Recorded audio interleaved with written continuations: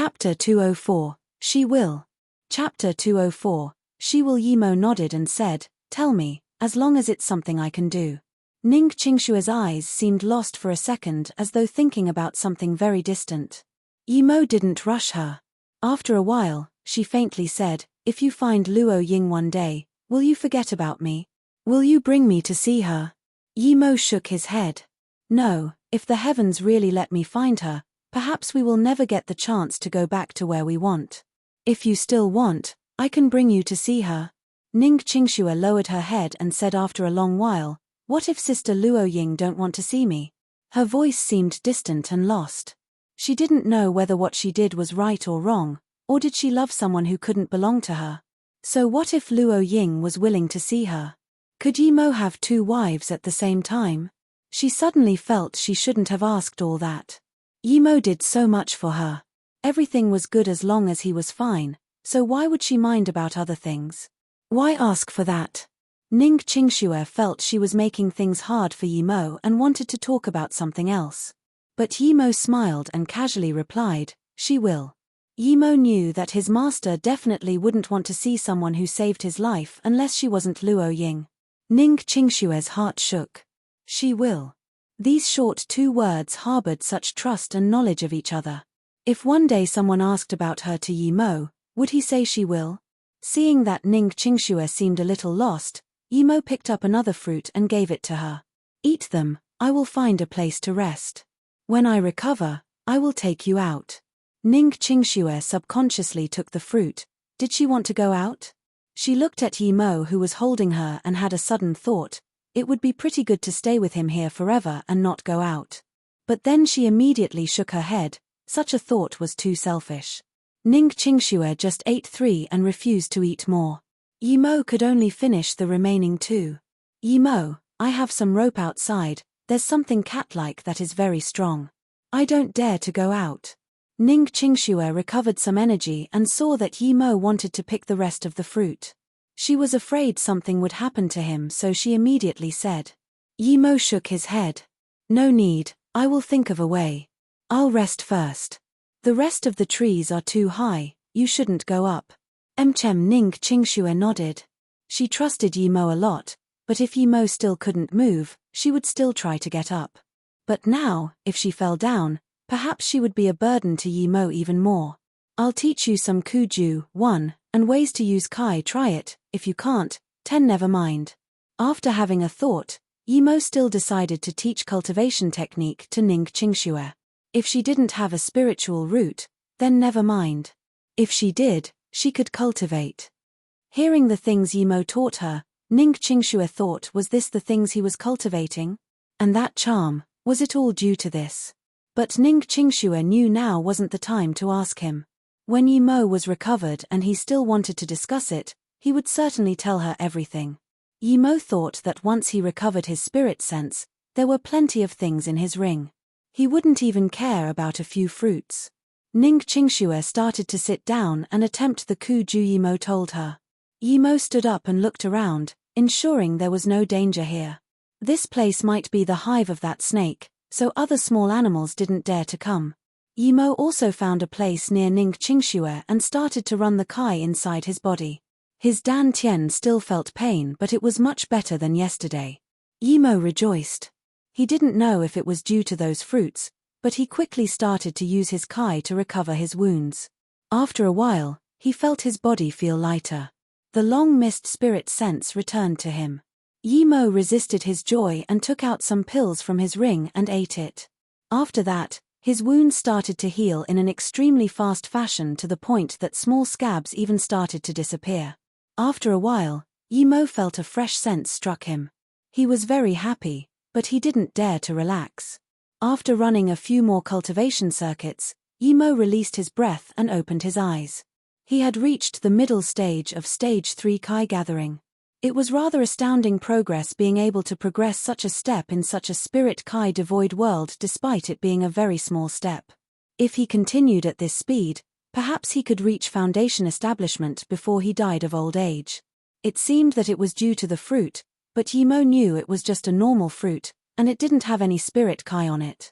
As such, He thought perhaps it was due to the potential he activated between life and death. Yimo couldn't understand it, so he just didn't bother thinking more about it. At this moment, not only had his spirit sense fully recovered, but his Kai also improved a lot. Yimo stood up and looked at Ning Qingxue. He was astonished. She just started cultivating, but she already had Kai revolving in her body. This meant that she successfully drew Kai from the surrounding and started her cultivation circuits. He was only testing to see if she had spirit root by letting her cultivate, but the fact was, not only did she have spirit root, but it was countless times better than his. He looked at the sun. It had only been 5 hours at most, but she was almost reaching into Kai-gathering state. This was too absurd. Yimo thought about the heaven spirit root he kicked. Was Ning Qingxue also the same? Thinking about this, Yimo didn't dare to startle her and carefully stayed away, setting up a tent and taking out a gas stove. He started to cook. Ning Qingxue felt as though she was floating in the clouds. She felt comfortable everywhere. She opened her ears and moved her hands and feet. She had a surprising discovery that not only was she spiritually full but also physically full. However, she still felt that she was starving. Ning Qingxue looked up and saw Yimo was also looking at her. His eyes showed joy and surprise. Ah! Ning Qingxue just wanted to talk to Yimo, but she realized she was covered in dirt secreted from her body. She screamed in shock, "Don't look at me, turn around." She didn't want her to be seen by Yimo like this. Yimo smiled. "Close your eyes, I'll help you wash." "What are you saying?" Ning Qingxue was shocked by Yimo's words. But then she realized, Yimo said he would help her wash. But there wasn't even drinking water here. How was she going to be washed? But she still closed her eyes out of trust for Yimo. Seeing Ning Qingxue close her eyes, Yimo used water ball magic to splash onto her. Ning Qingxue felt a coolness. It was water. Where did Yimo get water from? She wanted to open her eyes, but she remembered Yimo's words and didn't open her eyes. She was afraid that if she did, Yimo's plan would fail. Okay.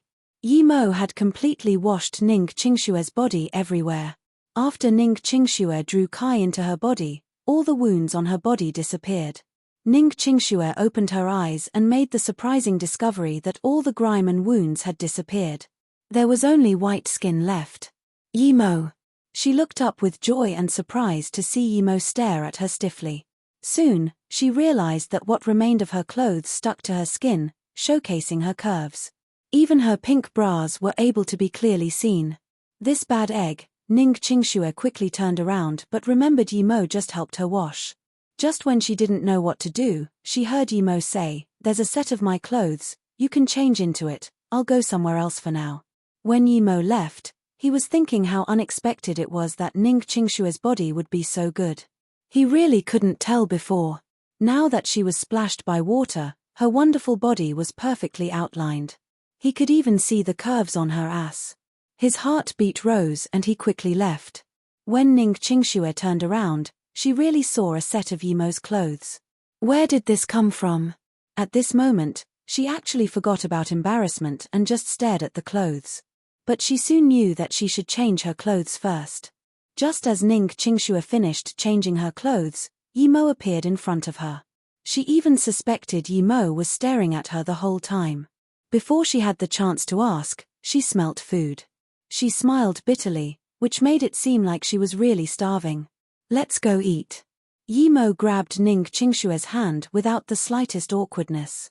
A warm feeling rose up in Ning Qingxue's heart.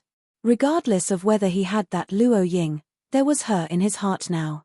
Yimo put down her hand and looked at Ning Qingxue, who was dumbfounded. He knew she must have a lot of questions. What is this? Ning Qingxue looked at the tent and warm food and thought about the water Yimo used to give her a shower. She was shocked. 1. TL note, Kuju, the main points or ways of thinking for a cultivation way which the cultivator recites out loud or in his head. I don't know how to tell you now, but you will know in the future for sure, Yimo said awkwardly. I don't know how to tell you now, but you will know in the future for sure, Yimo said awkwardly. Ning Qingxue eased up and thought, was it related to cultivation? She didn't ask when Yimo didn't want to continue. Her curiosity wasn't big. After experiencing so many strange things, she had gotten used to it. After food, Yimo packed the things up and asked Ning Qingxue, "Do we leave now or tomorrow?" Ning Qingxue hesitated, but after seeing that Yimo was really asking for her opinion, she was quite happy and even felt staying here was not so bad. "How about tomorrow, at night?" Ning Qingxue thought about how she went through the forest at night and still felt scared. She would rather not have that feeling again. Yimo nodded. "Okay, let's go tomorrow morning." Then, Yimo saw that Ning Qingxue still had a frightened expression. He hesitated before asking, "How did you know I fell off the cliff? And when you came, were you scared?" Ning Qingxue nodded. "I was quite scared these few days, but after you taught me how to cultivate, I no longer have that feeling." "Give me your hand," Yimo said as he reached out his hand to Ning Qingxue. Ning Qingxue nodded, walked in front of Yimo, and gave him her hand. Yimo grabbed her hand and felt this sense of fear, but it was gradually disappearing. Yimo dispelled the remaining yin qi before gasping a sigh of relief. Even if he didn't help, Ning Qingxue would have gotten rid of it herself if she continued cultivating. But now that he cleansed it, he felt more secure at heart. "You're too bold, there are too many hidden dangers here. I really don't know how you got here," Yimo said, still concerned about Ning Qingxue. Ning Qingxue told him what she saw in the telescope as well as going back to Ninghai and when she was attacked on their way. Yimo frowned. The horrifying scream at the sky ditch. Unseen coldness. What was that? Even Yimo had never met such things before. There really was too much unknown things in the world. He thought how Ning Qingxue, a girl, dared to face such horrors and run into the Shunnong again and felt warm at heart. For another girl, they wouldn't do this no matter what, much less walk alone in the forest at night. "Qingxue." Yimo was touched and hugged Ning Qingxue in his arms. If it wasn't for Ning Qingxue, he might not be able to wake up. Ning Qingxue was cleansed up by Yimo's kai and felt very lazy yet comfortable. She relaxed in Yimo's arms and didn't even want to talk. She just wanted to be like this forever. After a while, Ning Qingxue thought of Su Jingwen's bracelet and said, "I took 3 beads from Su Jingwen's bracelet. If possible, can you help me make some for her?" Yimo caressed Ning Qingxue's hair and immediately agreed. These things were useless against masters, but for normal attacks, they could still defend against them. Plus, he made them when he was stage 1. Now, he was stage 3, so the things he made would be stronger. Seeing that Yimo agreed to her request, Ning Qingxue no longer talked and just enjoyed the peace and safety in Yimo's arms. After some time, Yimo felt Ning Qingxue seemed to be asleep. He took out a foldable bed and put Ning Qingxue on it before taking one of his jacket and putting it on her. Then, he left the tent. He took out good quality jade and made a bracelet for Su Jingwen. He was no longer poverty-stricken now and used 12 beads for this bracelet. Its defensive powers were much better than before. Then, he used the remaining dark jade and some deep-sea button wood to make a necklace with strong evil repellent powers. Although he wasn't scared of those evil spirits even if he didn't have his spirit sense, Ning Qingxue was still susceptible to them. Luckily, he didn't take his box away. If he did, Ning Qingxue probably wouldn't be alive now. After doing all these, the day still wasn't bright. Seeing that Ning Qingxue was fast asleep, he didn't disturb her. She was too tense for the past few days, and now that she relaxed, she needed good rest. Yimo walked. He wanted to see if there was a spirit-sensing stone here Mo Kang talked about, or the 1,000-year lotus seed heart. However, Yimo was disappointed. He searched the entire night and couldn't find anything. However, he didn't believe Mo Kang would lie to him. It seemed the way he got down the cliff wasn't right, since there were 2 other sides to the cliff. In the morning, Ning Qingxue was full of spirit again. She found herself on a bed with Yimo's clothes on her. She felt touched but thought about that Luo Ying and felt anxious. If Yimo found Luo Ying, would he disappear from her sight again? Then, she thought about her aunt. Yimo was in the same tent with her but she shook her head quickly. She was in the same tent with Yimo now as well? Yimo didn't do anything to her. He was a man of principle. Perhaps she liked this charisma of him. Ning Qingxue suddenly thought of Kai Wanqing who went to England to study. Her grandma told her to pursue happiness. Ning Qingxue thought of this sentence and seemed to understand it. You're awake, let's eat something and go. Just when Ning Qingxue was still lost in thought, Yimo came into the tent. Before Yimo finished, he stopped. The morning ray shone randomly onto Ning Qingxue's body, making her seem lazy yet enticing. The thin virgin hair next to her ears could be seen clearly, making her seem stunningly beautiful. Seeing that Yimo was stunned looking at her, Ning Qingxue looked down in embarrassment. She was scared of Yimo coming. She knew that she had no rejection of Yimo at all. In the depths of her heart, she hoped that Yimo would come over and put her in his arms. Yimo walked over and gently put Ning Qingxue in his arms. Ning Qingxue stuck closely to Yimo's chest. Her heart was thumping hard. At this moment, her thoughts were in a mess, and she didn't know what she should think about. She could even hear her heart beating quickly. She didn't know if Yimo could hear it too. She just wanted to control it but found that her heart wouldn't listen to her. Of course, Yimo could feel Ning Qingxue's heartbeat, though he didn't know why her heart was beating so fast. She gradually became soft and hot in his arms. Even though Yimo hadn't done it before, he kind of understood what was happening. An aromatic smell emanated from Ning Qingxue's body with heat as it rushed into Yimo's nose. Yimo almost couldn't hold it. Ning Qingxue also heard Yimo's breathing become coarse, which caused her heart to beat even faster. She wanted to get out from Yimo's arms, but she discovered that she had no strength left at all. In the end, she just hugged Yimo's waist. If Yimo was going to do something, she would let him be. She was his wife anyways, regardless whether it was real or fake, she wouldn't mind. Feeling Ning Qingxue go deeper into his arms, Yimo focused his mind and exhaled. Before he found Luo Ying, he couldn't do anything that would betray her.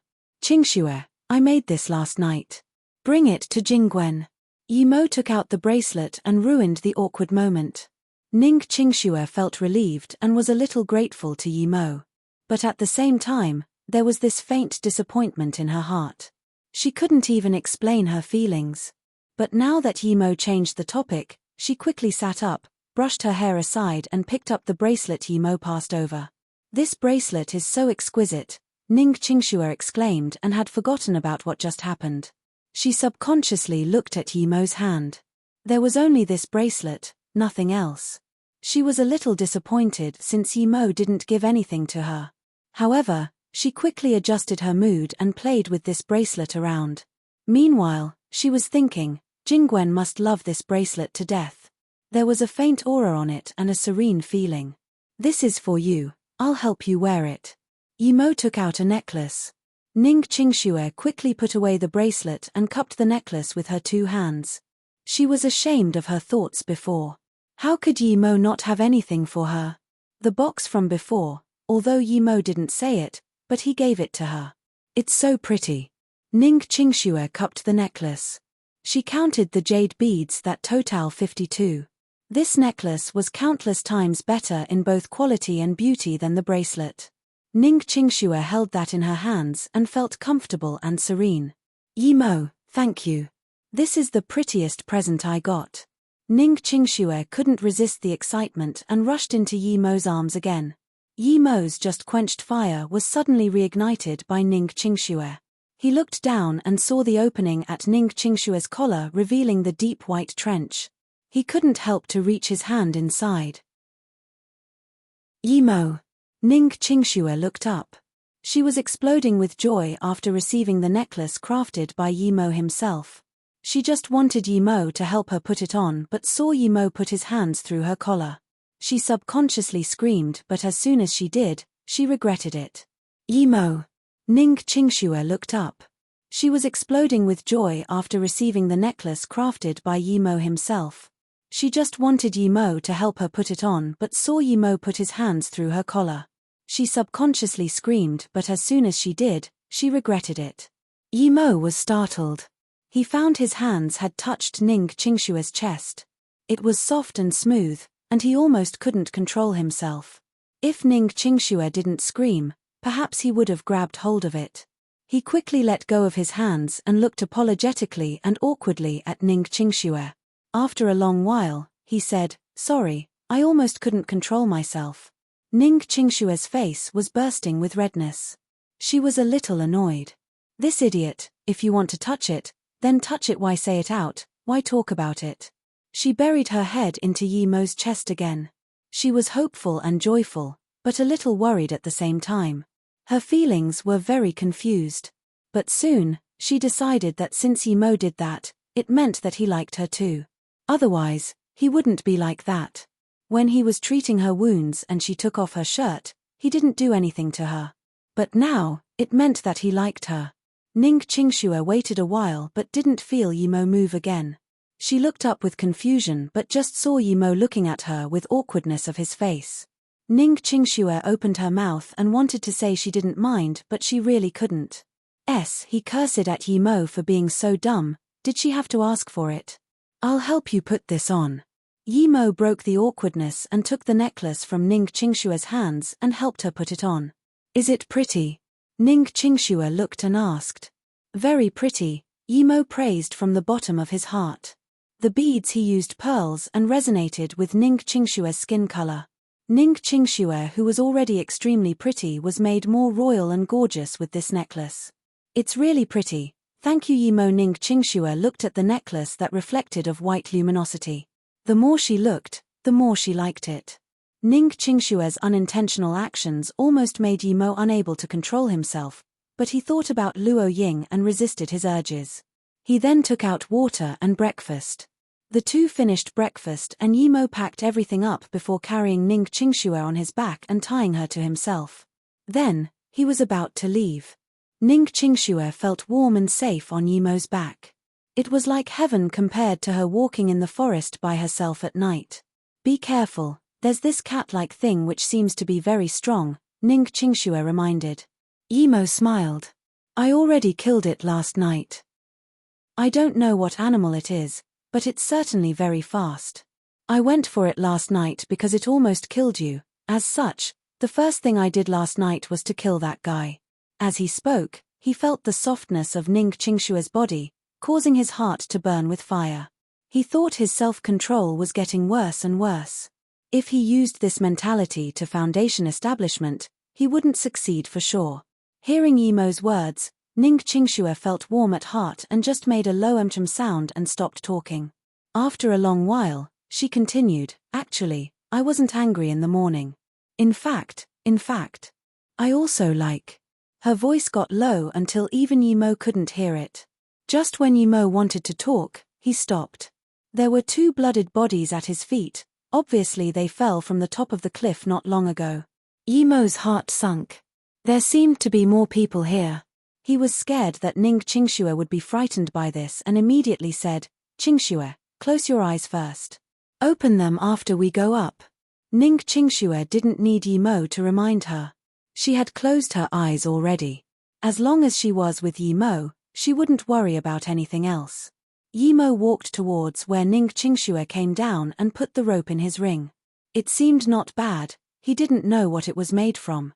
Since there were people up there, he needed to be careful.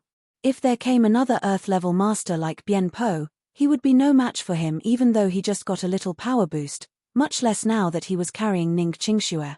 Yimo looked up and saw nothing but mist. Other than some sunlight shining down, he couldn't see anything. He really didn't know how Ning Qingxue got down.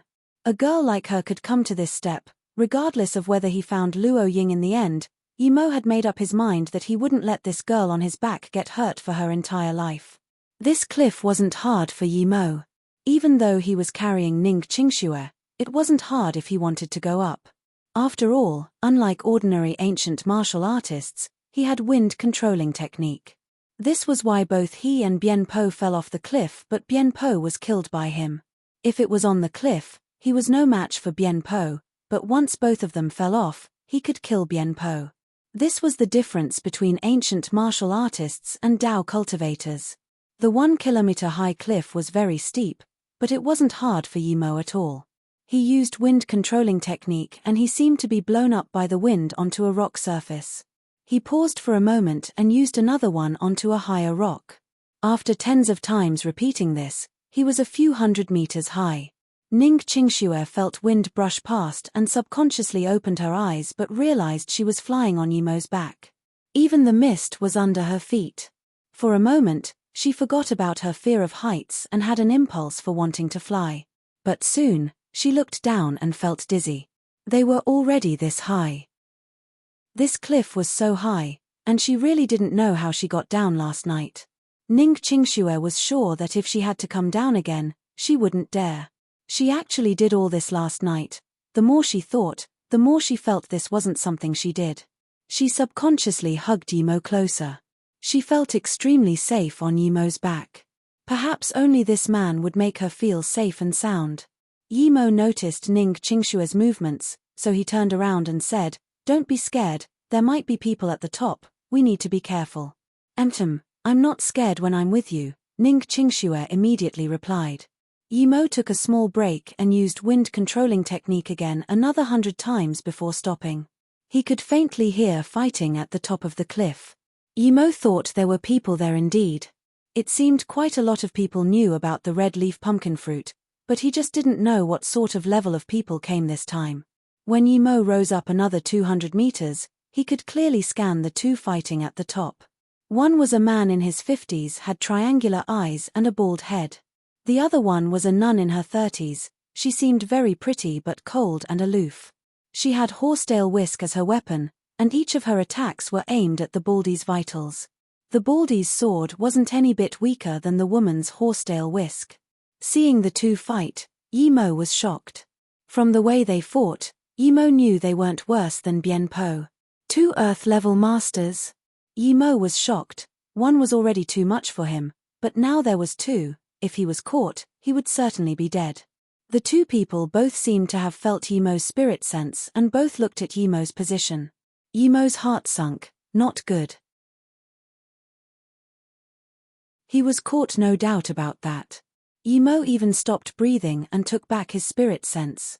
The fighting sound still came here, but Yimo could tell they stopped fighting with their lives. Their fighting was shifting over here gradually. Obviously, they had come to a tacit agreement to eliminate the outside influence. He was caught, no doubt about that. Yimo even stopped breathing and took back his spirit sense. The fighting sound still came here, but Yimo could tell they stopped fighting with their lives. Their fighting was shifting over here gradually. Obviously, they had come to a tacit agreement to eliminate the outside influence. What to do? Yimo searched for a way desperately. At this time, if he was stopped by the two, he would die for sure. He surely couldn't run away from two Earth-level masters. The sound was getting near. Yimo suddenly had an idea. He didn't go down and went up instead. He didn't use wind-controlling technique but took out a climbing metal claw and climbed up carefully. There was indeed someone. The two Earth-level masters had seen Yimo, but they didn't expect Yimo to be carrying a woman on his back. They stopped fighting. Their thoughts were the same. They had to eliminate Yimo first regardless of who he was. Yimo stopped pretending as though he just saw there was someone there. He subconsciously stopped his movements and stared at them. A brief moment later, he screamed and fell down like a shooting star, soon disappearing in the mist. Chimph, just an insect. The Baldy sneered. His long sword started attacking with full power again towards the nun. He thought that even if he suddenly fell, he wouldn't be able to live, much less someone so young with a woman on his back. The nun's horsetail whisk also fought against the sword. They returned to fighting with their lives as though they didn't see Yimo fall down the cliff. The moment Yimo fell, Ning Qingshue's heart went to her throat, but she soon recovered. She was very satisfied if she died with Yimo. But things took a turn for the unexpected. When the two fell below the mist, Yimo stood accurately on a rock. After a while, he heard more fighting noise. Yimo said, "Qingxue, don't talk. We were found by two strong guys on the cliff. I need to think of a way to run away without them knowing." Ning Qingxue had her arms around Yimo. She had the joy of sudden life. Although she didn't regret dying with Yimo, if she could live with him, why would she want to die? Yimo didn't dare to go up and instead shifted carefully. When he was about 500 meters, the side of the cliff blocked him from moving sideways. If he was to go over it, he would have to go up. But going up would be going to the top. He didn't dare to go up, so he could only carry Ning Qingxue moving down. Yimo just moved down 100 meters or so and found a crevice on the cliff face. Yimo climbed in without hesitation. When he went in, he saw a plethora of herbs. His heart started to beat rapidly. Was this the place Mo Kang talked about? He looked around and didn't see any space abyssal rock. He was quite disappointed since most of the herbs here were quite ordinary. But soon, he was excited again. He saw a large lotus sprouting from the cracked surface. 1,000-year lotus seed? Yimo almost screamed. He didn't expect it to be here. He was actually so lucky. Yimo quickly dug out the entire lotus and put it in his ring. He didn't check how many lotus seeds he got. After taking them, he looked around carefully and dug out more herbs. Although they weren't spirit herbs, they were quite old and also precious. What's that fruit? It looks like a pumpkin. I wonder what it tastes like. Ning Qingxue pointed to a meter-tall tree. Yimo also saw it too. He felt it was a wild pumpkin and didn't care. Now that Ning Qingxue asked, he immediately said, "I'll pick it for you." Then, Yimo landed in front of that tree. When he smelt the fruit, he almost lost his mind. Face-preserving fruit. Yimo almost screamed. It wasn't just a regular spirit herb, but one that was countless levels higher than his silverheart grass.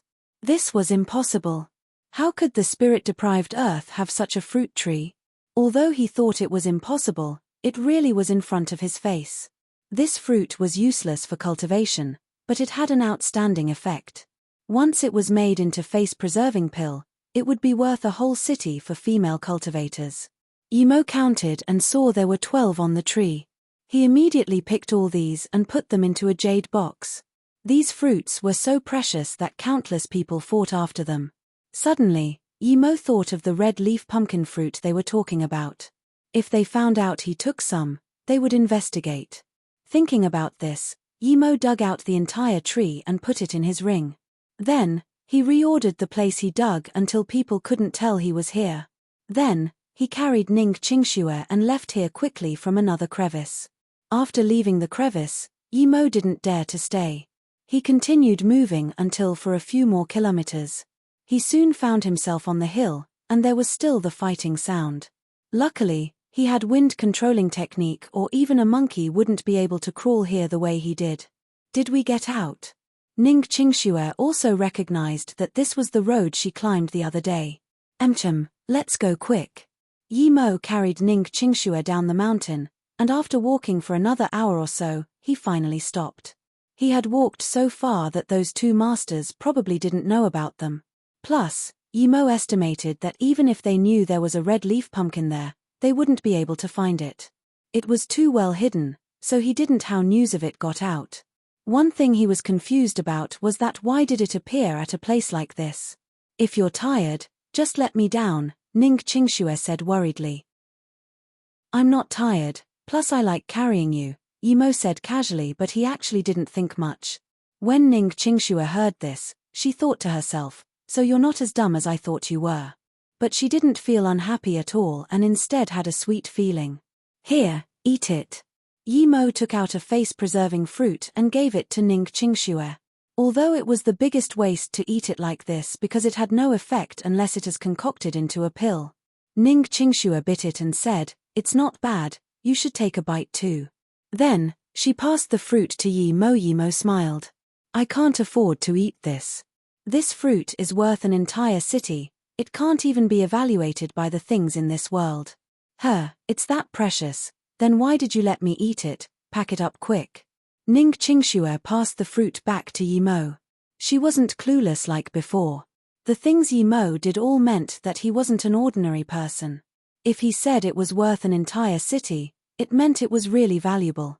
And, the things Yimo did were unexplainable with common sense, but he still didn't avoid her.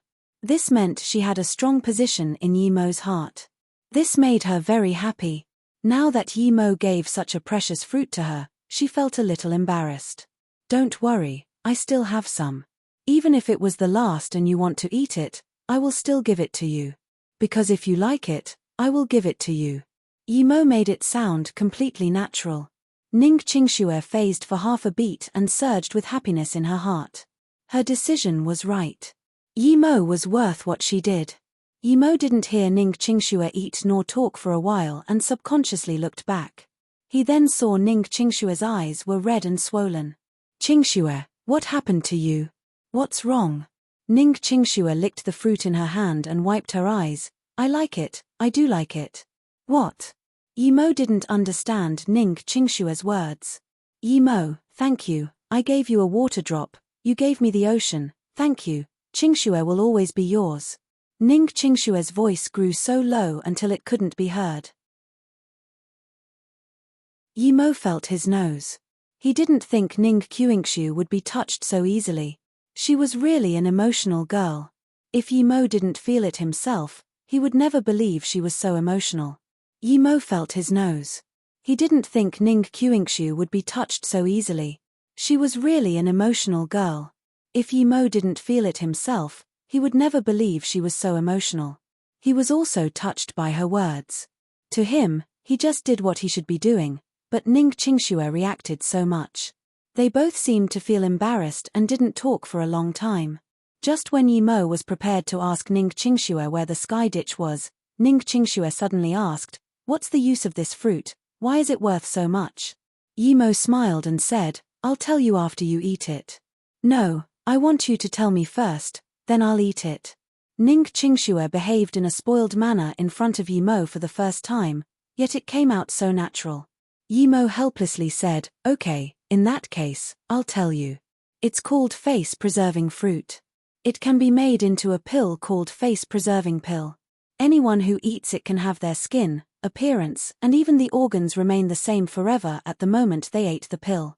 They can't live forever, but mortals can extend their life by 10 years. Although Yi Mo said it casually, Ning Qingshu was shocked. There was actually such a pill in the world. If someone else said it, she would think it was bullshit, but Yi Mo said this and that meant it was real. In that case, this fruit was worth countless times more than what Yi Mo said it to be. After half a beat, Ning Qingshu reacted and carefully passed the fruit shakily back to Yi Mo. "Sorry, I bit it. You didn't tell me it was that precious. If we made it into a pill, then we could buy multiple large companies. Pack it away quickly." Yi Mo smiled and pushed it back. "If you like it then eat it, I still have 11 here. If you still want more, I still got more. Doesn't matter if you eat it all, it's food anyways." From young to maturity, her parents spoiled her a lot, but that was based on her behavior and they were her parents. If she said to sell the company and everything they owned just to buy a fruit, her parents would definitely stop her, but Yi Mo didn't mind at all. It didn't matter if she ate it all. Ning Qingshue's hand with the fruit stopped. She was clear how much money Yi Mo had in the past, and it could be said that Yi Mo owned nothing. She didn't think she was this important in his heart, and this made her unable to hold back her tears. She softly caressed Yi Mo's hair and said with a stutter, "Why are you spoiling me like this? You will turn me bad." Yo Mo sunk into silence for a while before murmuring, "From the moment you ran into Shenong Jiao, went down the cliff, and risked your life to save me, I've decided to spoil you for your entire life. I will only spoil you more in the future." Pausing for a moment, Yi Mo continued, "If I can find Luo Ying and you're still willing to be with us, I will spoil you more. If I can't find Luo Ying this life, I will stay with you my entire life." I'm willing." Ning Qingshue's voice was still a little stuttered. She paused before saying, "But will Luo Ying's sister accept me?" She didn't finish, but her concern was real. This was a one-husband, one-wife society. She loved Yi Mo and knew he wasn't a normal person. Even though Yi Mo had a wife called Luo Ying, as long as Yi Mo was willing to accept her, she had made up her mind to stay with Yi Mo even if her family was against it. She was just scared that Luo Ying wouldn't accept her. When Yi Mo said her past wife was Luo Ying, Ning Qingshu had a concern.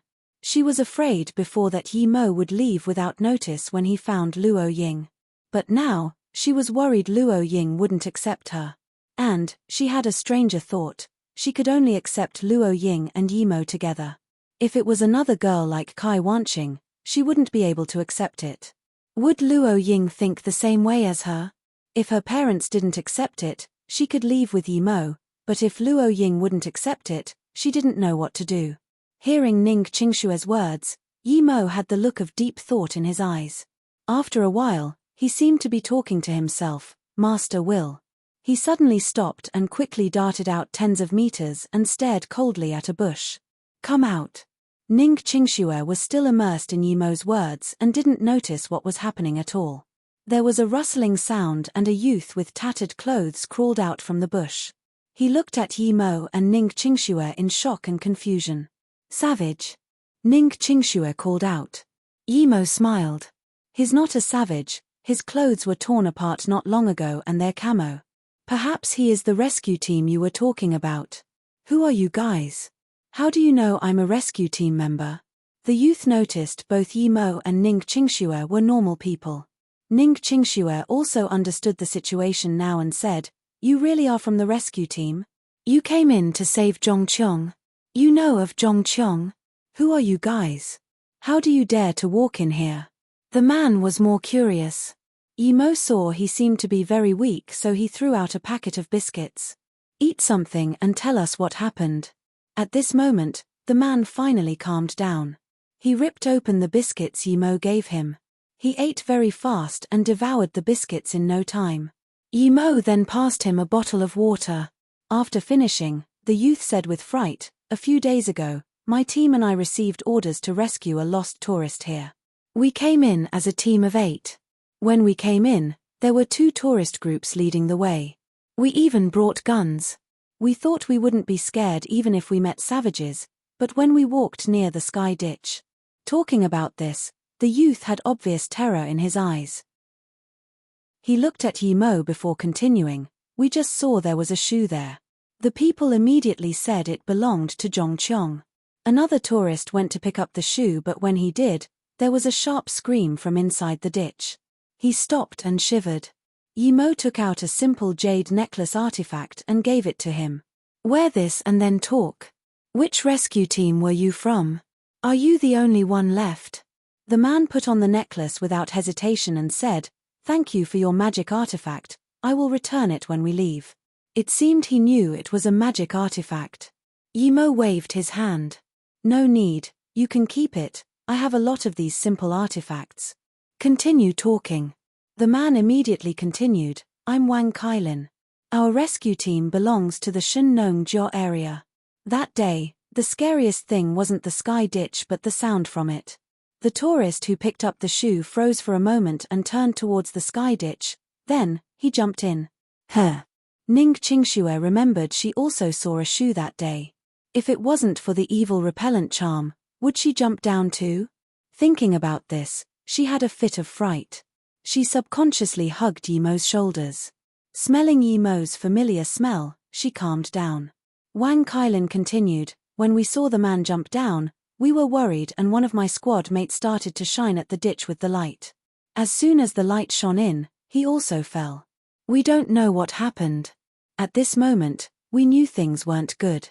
There must be something in the sky ditch and we all started to run. Before I left, I also saw 2 of my squad members run towards the ditch and jump in. Yi Mo stayed silent for a while before asking, In that case, why are you fine? Wang Kailin said with fright, It was because I wore a magical artifact that was blessed.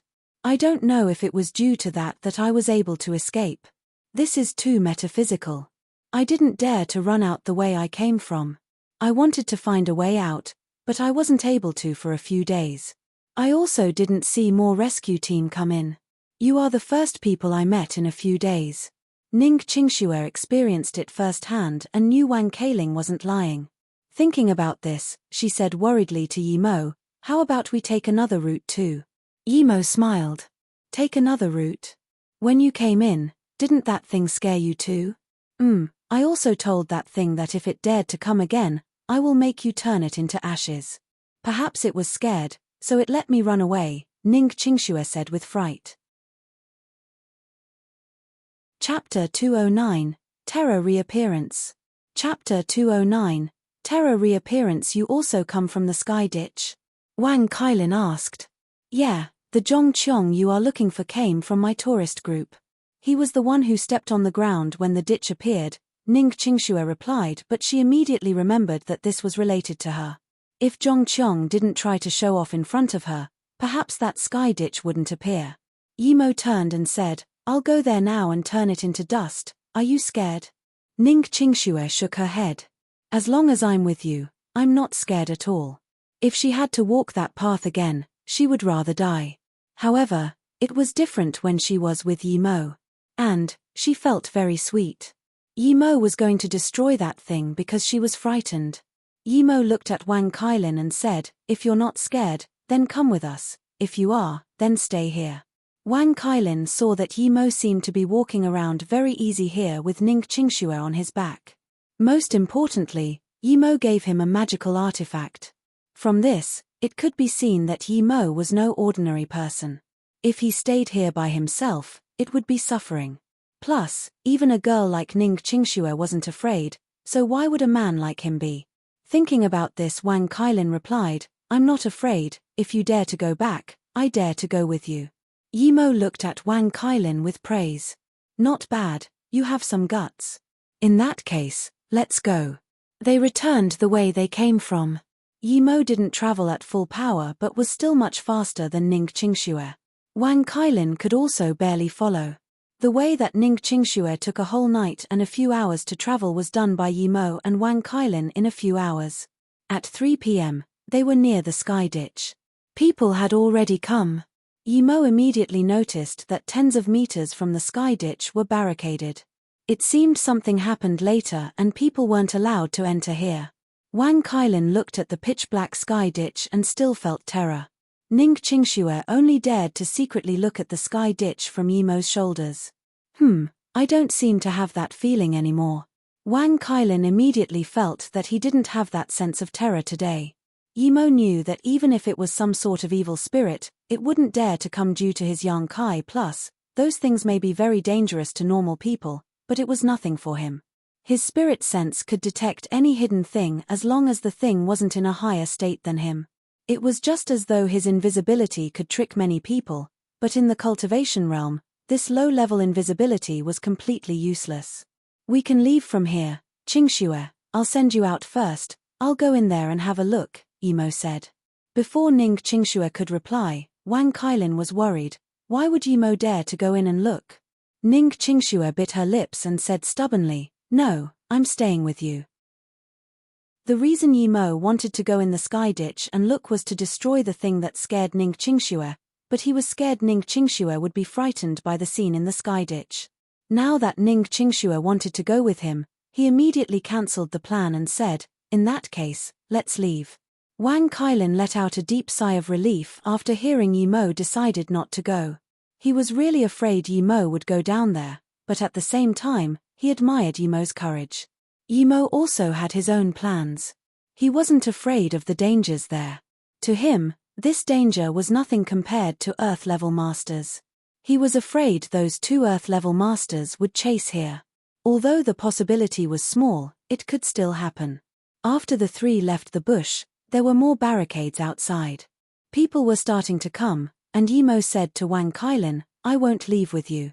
People outside are coming, it's best you don't say a word about seeing me, goodbye. Wang Kailin looked at Yimo's disappearing figure in shock. He still didn't know what Yimo was called. He only knew that he was strong, quite bold and gave him an artifact of unknown level. He saved his life, but since he asked him not to talk about it, Wang Kailin wouldn't. Just when he wanted to flip the fence, he saw people coming. There were more than 10 people. He felt relieved because he was finally out of danger. That horrifying forest petrified him quite a bit. But at this moment, he heard that sharp howl again. The bleakness that chilled the bone came again. It was the same sound he heard last time. That shrieking howl was much stronger than last time. He immediately had this sense of helpless fear. Not only was the sound much stronger, even that bleak feeling was way stronger than before. He immediately knew that bleak feeling didn't disappear. It was probably afraid of that young man who saved him, and now that Yimo was gone, he was finished. Just when Wang Kailin wanted to run, that bleakness closed up on him quick. Wang Kailin felt as though his soul was being pulled away, but he couldn't move at all. The people coming for him were still a few hundred meters away. A sense of hopelessness filled his heart. Suddenly, Wang Kailin felt that jade necklace at his chest emit a pale yellow light. Then, a more sharper shriek sounded not far from him. It seemed as though it was injured and disappeared instantly. And that feeling of his soul getting pulled away also went away too. At this moment, he saw more than 10 soldiers run to him with guns. Wang Kailin took a deep sigh of relief and wiped the sweat from his forehead. He took out the jade necklace Yi Mo gave him. He now knew that not only was this a magic artifact but also a very high-level one. This would be worth at least millions in the shops, but that young man gave it to him so easily. Too bad he didn't get to know him. This was the second time Yi Mo saved his life. At this moment, Yi Mo and Ning Qingxue had left Shennongjiao Mountain District and went into the nearest town.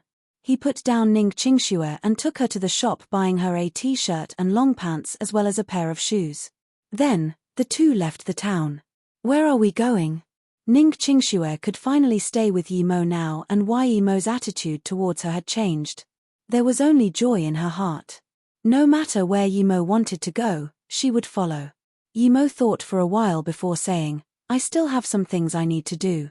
After I'm done, I will go Ninghai. I've planted some silver leaf grass there. How about I send you back first and come find you after I'm done? Ning Qingxue smiled sweetly. I actually live at Ninghai. Are those precious things of yours called silver leaf grass? I know, before I left, I asked Xu Wei to help look after it. Don't worry. I'll go to Ninghai and look after your silver leaf grass and wait for you to come back. Ning Qingxue grabbed Yi Mo's hand like a wife. She was a little worried he wouldn't come back for a long time. Yi Mo thought of the blooded silver heartgrass last time and clutched Ning Qingxue's hands closely. Qingxue, you're really dumb. You actually used your own body to protect a small grass. What if you're hurt? If I didn't happen to come back last time, I really don't dare to think about the consequences. Even if I kill the entire Song family, so what? Ning Qingxue replied quietly. She felt sweet because of Yi Mo's concern. After a while, she said, I actually don't regret it. At that time, I only know you liked that grass a lot, but I hurt you again and again. I just wanted to help you keep something that was useful to you. Other than that grass, I didn't know what I could do for you. Sometimes, I really feel I'm useless. I won't allow you to do something so stupid again. I don't care about that grass, okay? Yi Mo pitifully held Ning Qingxue's hands. A girl loved him wholeheartedly. I know you won't care. I could even eat that face-preserving fruit whenever I want. Sometimes, don't spoil me too much. I'm afraid that feeling would suddenly disappear. Ning Qingxue's voice grew soft. The nicer Yi Mo was to her, the more she worried that she would suddenly lose it one day. She wanted herself to be useful to Yi Mo and not be his burden. Stupid, don't think like this anymore. You know I won't suddenly disappear in front of you. Before was before, now is now. It's different, okay? Yi Mo looked at the extremely vibrant and beautiful Ning Qingxue and felt more loving at heart. Seeing Ning Qingxue not talk, Yi Mo talked slowly. I will make the Song family disappear, don't worry. No, I don't care about that. Everything is fine as long as you come back. Chapter 210, Secret Plans. Chapter 210, Secret Plans. Ninghai, Su Jingwen had her eyebrows locked in a frown while sitting in the same room with her mother. She didn't expect her cousin would suddenly propose to her through her mother and even wanted to settle things by October 1st. This made her very annoyed, not knowing how to deal with it. She was very grateful to her cousin Xie Weijing because he also stayed with her and played with her. However, she only held brotherly feelings to him, not the love between lovers. This was why she rejected her cousin's invites a few times. It wasn't to say that she didn't notice this beforehand, but she felt that she wasn't prepared, at least not now. Su Jingwen's mother, Muan, originally thought Su Jingwen wouldn't reject because when Xie Weizheng came back, she was the happiest person. However, she didn't expect her daughter to frown and say she hadn't thought about it. It was obvious she wasn't shy but really didn't think about it. Although Muan really liked Xie Weizheng, it was her daughter's business, so she could only provide suggestions.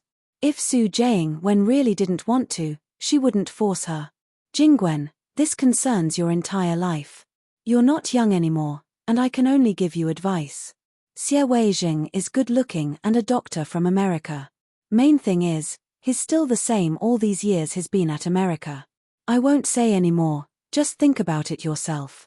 This is you young people's business. Sigh. Muan seemed to have thought of her own unfortunate marriage. Although Su Jingwen was so old, she and her father was no better than strangers. Seeing her mother walk out, Su Jingwen also sighed as she rubbed her forehead. She didn't know how to reject her cousin. Although her mother said her cousin hadn't changed, she felt her cousin was too possessive. Perhaps in his heart, he felt she belonged to him, and this made Su Jingwen reject the notion subconsciously. However, her cousin was so much better than that Wang Peng. Even if he was to have such feeling, he had to wait at least until she was his lover. But now, she really only had brotherly feelings towards him. Su Jingwen remembered last time when her cousin tried to force her to accept the bracelet. That made her uncomfortable, and she subconsciously looked at her bracelet with only 2 beads and thought about Ning Qingxue. She said she was going to a dangerous place last time, and she wondered if she had come back. Su Jingwen called Ning Qingxue, but the line was dead. Did something happen to her? Su Jingwen thought. She could no longer resist and was going to call Li Mumei and ask. At this moment, her phone rang. Su Jingwen picked up and heard the voice. She immediately screamed in surprise, "Qingxue, you're back? Where are you?" "Okay, I'll come over immediately." Beijing Song family. Song Chiming, the leader, had a serious face as he sat on the leader chair in the meeting room. Even the old man of the family, Song Yuanyi, came to this meeting. However, even though Song Yuanyi was Song Chiming's father, he still sat on a chair lower than Song Chiming. This meant that Song Qiuming was completely responsible for this family meeting. But, other than the Song family, there were 2 people who weren't from the Song family at this meeting. One was a very handsome man in his 30s with white skin and looked scholarly. Another was an old man in his 60s with a red face yet a shining black hair. His hair seemed to be tied up while his eyelids seemed sunken. This hair was very strange in modern society. Our Song family appears to be glamorous, but we're actually shaking under the weather, Song Chiming said and scanned all the Song family members before continuing. Emo, I believe everyone knows, slaps our face again and again and even killed 3 of our direct lineage members. However, we didn't even dare to seek revenge. If this continues, we would crumble ourselves. Song Chiming's face got more serious. Chiming said the danger, now everyone think of a plan. Our Song family had underwent so much troubles, can we not even overcome this little problem? The one talking was Song Yuanyi. Song Chiming nodded. Other than our family members today, there are also Ou Feng from the Ou family and Li Mingqiang predecessor. Ou family was almost annihilated entirely by Yi Mo due to a small thing. The 2 tigers of the Ou family were killed by him as well. Li Mingqiang predecessor's disciple Hu Qiu was also killed by Yi Mo. It could be said Yi Mo loves killing and is full of blood on his hands. Now, our Song family is in conflict with him and I believe the next to fall will be our Song family. If we can't prevent this, we're not far from death. Song Chiming finished and Ou Feng's face was pale as he clenched his fists. He didn't say anything, but from how his body was shaking, it could be seen how angry he was. The old man suddenly opened his eyes and sneered. The young people now are getting cockier. Just because he has some power, he shows off everywhere. Hu Qiu is my disciple. If I don't kill this bastard and get revenge for my disciple, then what have I been studying martial arts for? Predecessor Li, don't worry, we also want to kill Yi Mo as soon as possible, but this person is quite strong. If we're going to attack, we need to succeed with 1 strike. We must not let him have a chance to breathe. Plus, Mr. Hu Qiu also died due to our Song family. We won't stand by in this issue. A man sitting on the left from the Song family bowed and said. Originally, the Song family was asking for Li Mingqiang's help, but after he said that, it became the Song family helping Li Mingqiang.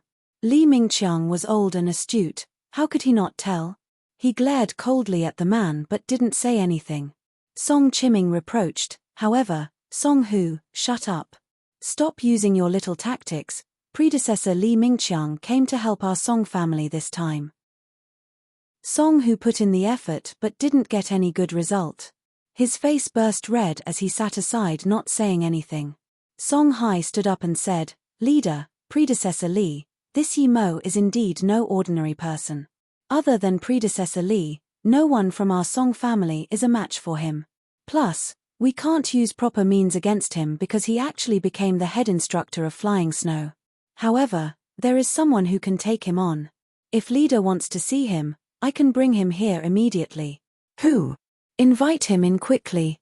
Song Chiming was troubled for not having a way to deal with Yi Mo, but now that someone said they had a way, how could he not be desperate?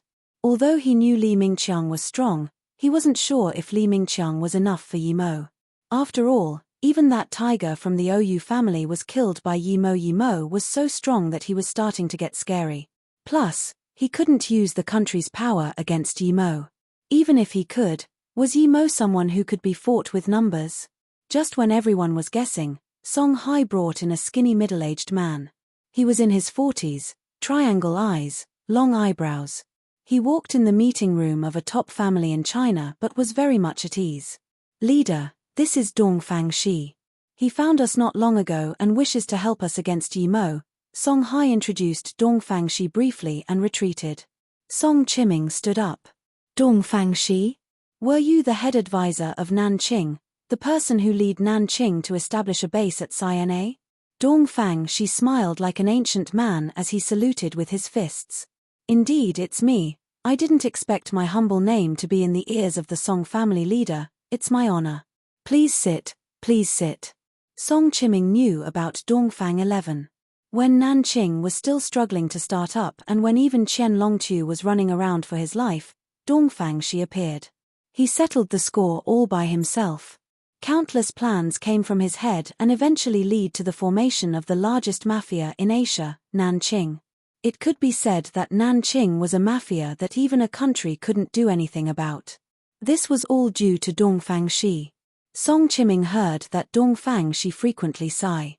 "I regret not being able to be born in the Three Kingdoms and settle the score with Zhuge Liang and Sima Yi." From this, it could be seen what great goals he harbored. However, under the new political system, he was unable to put his talent to use. He wasn't from a big family, so he couldn't go in the political field. Thus, he could only help Qian Longtu to become a small emperor, but this dream was shattered by Yi Mo. It could be said that the person Dongfang Shi hated the most now was Yi Mo. Dongfang Shi sat down with ease and said, "Is the Song family leader troubled because of Yi Mo?" Song Chiming had heard so much about Dongfang Shi's big name. Now that he asked, he said straight up, "Indeed, the Song family is quite troubled now. We can't do anything about Yi Mo. Please help us, Dongfang brother." Dongfang Shi smiled.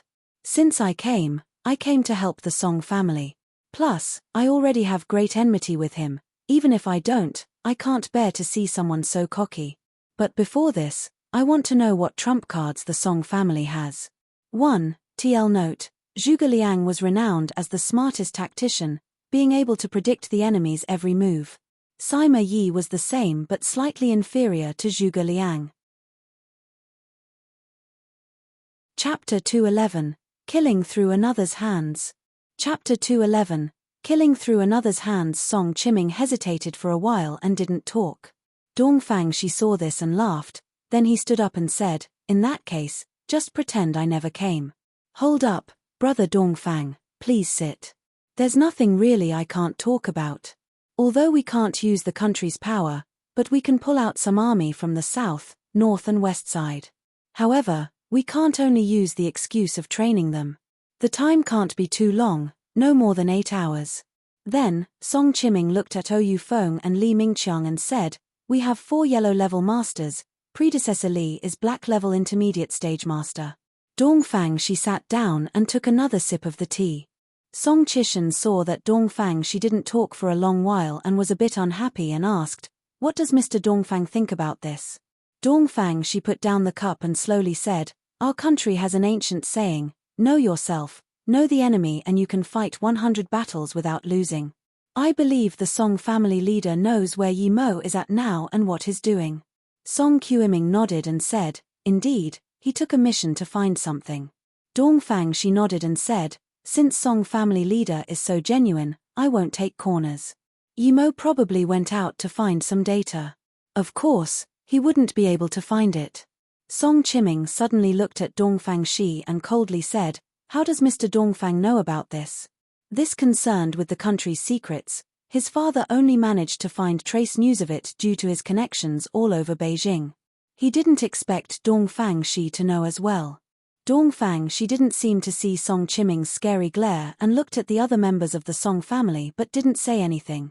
Song Qiuming immediately understood and said, Song Hai and Chishan stay, Oyu Feng and predecessor Li Mingqiang please stay.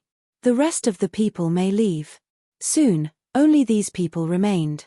Now can you talk, Mr. Dongfang, Song Qiuming said again. Dongfang she looked at Oyu Feng and sighed. Although he didn't know why Song Qiuming kept Oyu Feng, he knew he couldn't tell him to go. I came this time to make a deal with the Song family. I will help the Song family kill Yimo, but the Song family needs to promise me two things, Dongfang she said at a moderate pace. Song Qiuming obviously saw Dongfang she look at Oyu Feng but he said, oh, please be clear, Mr. Dongfang.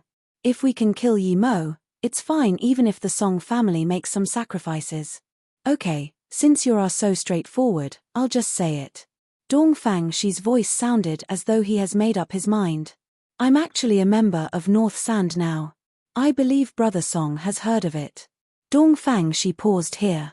But Song Chishan suddenly stood up. What? You're from North Sand? Song Qiuming's face sunk. He felt Song Qiuming couldn't control himself and unhappily said, Chishan, don't interrupt Mr. Dongfang, sit down. But he was quite disappointed. He originally wanted to pull Dongfang Shi into the Song family, but now, it seemed it wasn't possible. Dongfang Shi didn't seem to see Song Chishan's shock and continued slowly, I know the country is very against the North Sand now, but that doesn't affect our deal. I can promise with the help of North Sand, Yimo will have nowhere to escape and eventually be sent to the Song family or die without a complete body.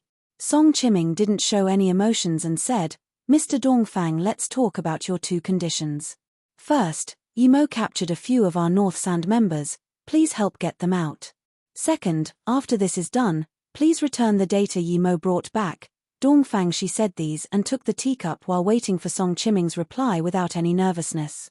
Song Qiuming's face sunk and changed for a long time before saying, the first, I could perhaps get one person out. As for the second, that's impossible.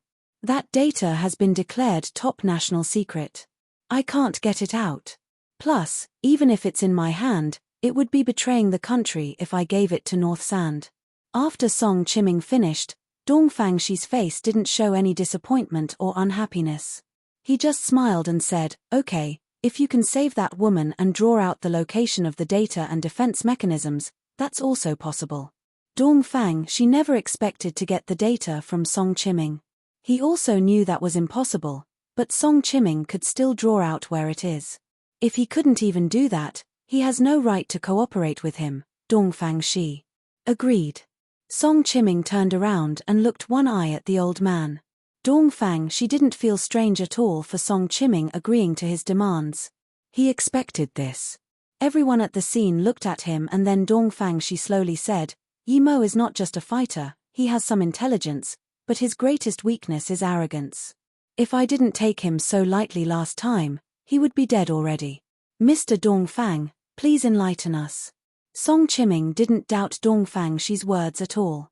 Which famous person didn't know about Dongfang Shi's big name in China? Dongfang Shi nodded and said, I've researched this Yimo. Although he's from the Yi family, he seems to have big problems with them. However, he's quite close with his brother and sister. Do you mean for us to kidnap his sister and brother and use it to threaten him? Song Chishan frowned and said. Dongfang Shi sneered. If it's just that, then there's no need for me. He paused before continuing, although predecessor Li is strong, but I believe Yimo is on par with him and he is not someone who can be stopped with numbers. Can you stop predecessor Li with numbers? Although Dongfang Shi said that, everyone knew he was taking care of Li Mingqiang's face. Although Li Emingking was strong, but faced with people and firearms, he wouldn't be able to escape. Dongfang, she was implying that Yi Mo was much stronger than Li Mingqiang. Although Li Mingqiang also realized this, he just had a bleak face and didn't talk. Dongfang, she couldn't be bothered with Li Mingqiang's feelings and said, "There are 3 campus queens of Hua Uni, the first is Nai Shuangshuang. She is living in her relative's house and this relative could be counted as from the Song family." Dongfang, she looked at Song Chiming and Song Chiming looked at Song Hai. Song Hai quickly said, "Nai Shuangshuang is living at Song Fei's house. She is a distant relative of Song Fei." Song Chiming frowned. He had only heard of the name but couldn't think of who the person was now. He didn't understand why Dongfang she was talking about this, so he asked, "So what?" Dongfang, she smiled. Although Yi Mo was decisive in killing, he has a fatal weakness, and that is he cares about relationships too much. And he likes to involve himself with annoyances that comes in his eyes. If he saw such a pretty girl like Nai Shuangshuang in danger, would he go save her? Once he saved her, it shouldn't be hard to seduce Yi Mo with Nai Shuangshuang's beauty. As long as Yi Mo falls in love with Nai Shuangshuang and even go in bed, then the later plans will fall into place.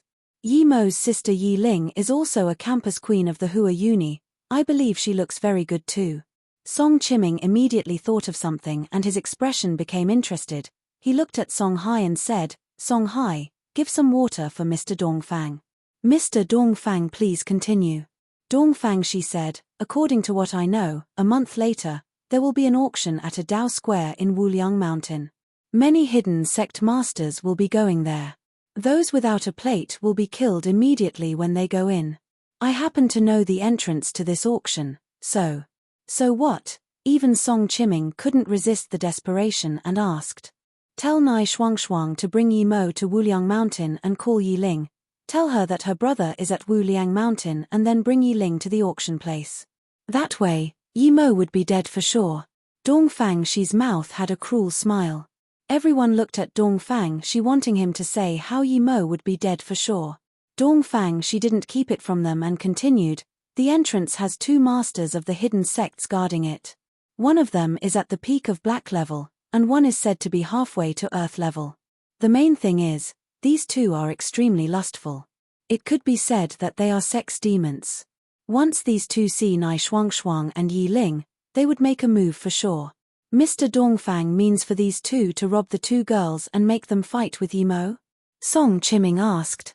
Dongfang she shook his head. "Not quite right, it's against the rules for Yi Mo to just go into that passageway, but the hidden sect people can't just rob girls too. You can make Nai Shuangshuang seduce one of them. Then, the other wouldn't be able to resist and make a move on Yi Ling. Someone as prideful as Yi Mo would be extremely infuriated when he's cheated on by the woman he loves and has his sister harassed. When he is extremely angry, his battle power would decrease for sure. The main thing is, both of his opponents won't be easy. Why not choose Ning Qingxue?" Song Chishan asked subconsciously. Dongfang she shook his head. "I still have big uses for her. I will tell you this later. After Yi Mo is captured by the 2 hidden sect masters, he would be dead for sure. Even if he barely makes it out alive, he would be heavily injured. At the exit, we just need predecessor Li and a few yellow-level masters. Then, we will have another 2 yellow-level peak stage masters to stop him. Yi Mo would have no way to escape, but you will also need to have some men nearby to prevent him from running into the forest." Seeing everyone look at him, Dongfang she confidently said, "With my previous setup, we won't even need to worry about Yi Mo running into the forest."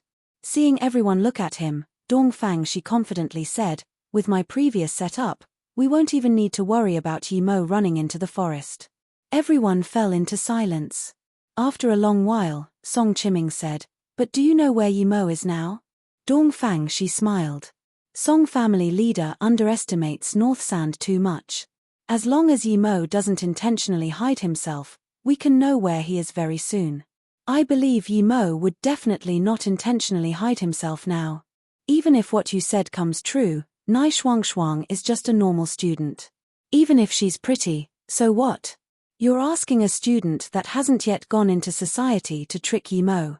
Before she even talked, perhaps Yi Mo would notice. This time, it was Song Chishan talking. Even Song Yuanyi nodded afterwards. Indeed, I know Nai Shuangshuang, and she's rather shy.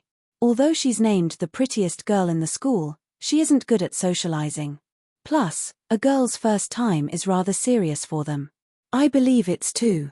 Although Song Hai didn't finish, everyone could tell he doubted if Nai Shuangshuang could accomplish the task. However, Dongfang, she interrupted, it seems you don't really understand Nai Shuangshuang. There are a lot of beautiful women, but the reason I chose her is because she and Yi Ling are both at Qing University. The other main reason is she isn't the girl from the rural she looks like. We did some investigations, and if we're correct, she belongs to the semi-hidden sects. She comes from 4 states and 9 moons temple. And, this girl has an evil cultivation method. She loves sucking the yang essence of men.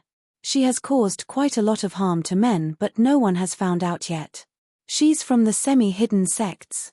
She cultivates such an evil art. Even Song Yuanyi felt chilled. A girl who cultivated such an evil art was hiding in the high school. Song Hai obviously didn't expect this, but he immediately remembered Yimo's personality and said, in that case, Nai Shuangshuang is no longer a virgin and should be very familiar with sex. In that case, Yimo probably won't like her. Dongfang, she sneered. Even if he doesn't like it, he would know after they've been on the bed together. If Nai Shuangshuang could do that, then we've already succeeded. Plus, you probably don't know that Nai Shuangshuang had met up with Yimo once. If Yimo sees her in danger, it's very likely he would help her. Song Chiming's jaw retracted. He thought a long while before saying, Yimo is not someone who can be tricked so easily. Since Nai Shuangshuang had seen Yimo before, it means that Yimo probably knows who she really is. However, Dongfang, she calmly said, that's because you don't know the rules of the temple. If the female students were to let others know of their identity, they must kill that person. Even if they can't, they must report back. The people from the sect would kill the person as soon as possible. If the student's identity was revealed but they hide it from the sect, do you know what the consequence is? Boiling alive in oil is a light punishment.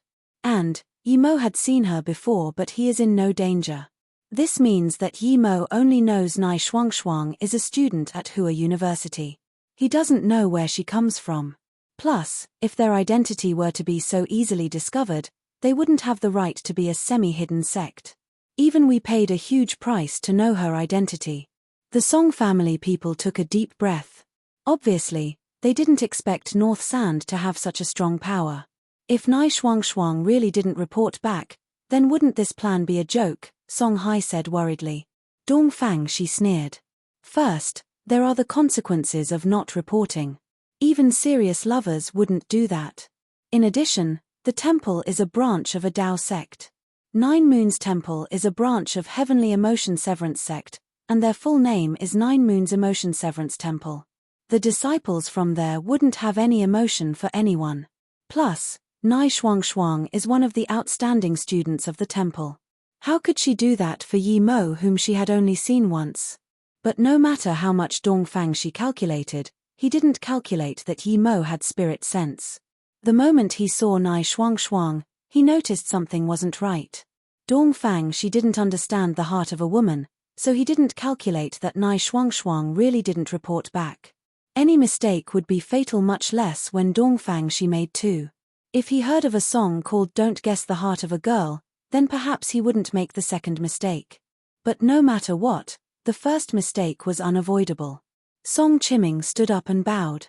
After hearing Mr. Dongfang's words, I finally understand that people with immense fame do have true capabilities. Leave Nai Shuangshuang to us Song family, we won't let a mistake happen. However, Dongfang, she shook his head. It's not easy to get her to work with us. Luckily, she loves yang essence. I heard you Song family has a high-level magic artifact, Jade Woman Plate, perhaps this could motivate her. When Song Yuanyi heard the words Jade Woman Plate, he suddenly stood up and stared at Dongfang she closely. However, Dongfang she seemed perfectly at ease. Song Yuanyi sighed and sat back down slowly. He was thinking that this North Sand was too scary. When Su Jingwen got to the rendezvous place, Ning Qingxue was already there. Qingxue, you seem to have changed a lot. You came back from that dangerous place. Su Jingwen could tell with one glance that not only was Ning Qingxue more healthy looking, she no longer seemed depressed like last time. She could feel Ning Qingxue seemed more happy and energetic, and this made Su Jingwen very confused. Ning Qingxue's smile was as sweet as the blossoming of 100 flowers. Even Su Jingwen was attracted by this manner of Ning Qingxue. Although Su Jingwen had great confidence in her looks, she had to admit that sometimes, Ning Qingxue was prettier than her. "Where did you go? You seem so different from last time. You went somewhere dangerous, but it let you have this sort of change. This means I also need to go somewhere dangerous," Su Jingwen joked. Ning Qingxue helped Su Jingwen order a cup of coffee and nodded. "Those few days were my happiest days. Although there was fear that I would die before those days of happiness, but when I thought about the happiness, I felt everything was worth it. I don't regret it. I called you out today to thank you. It could be said that you saved my life." Su Jingwen opened her eyes wide and looked at Ning Qingxue. "When did she save her life?" "This is for you. I'm very grateful you gave me 3 beads last time. This bracelet is for you." Ning Qingxue took out that bracelet for Su Jingwen. "It's so pretty." Su Jingwen could tell with one glance how precious the bracelet was. The 12 beads had a dim aura making people feel very comfortable. "Where did you buy it?" Although Su Jingwen knew that it wasn't as good as the beads she gave Ning Qingxue no matter how pretty this bracelet was, but she still very much liked this bracelet. Ning Qingxue shook her head.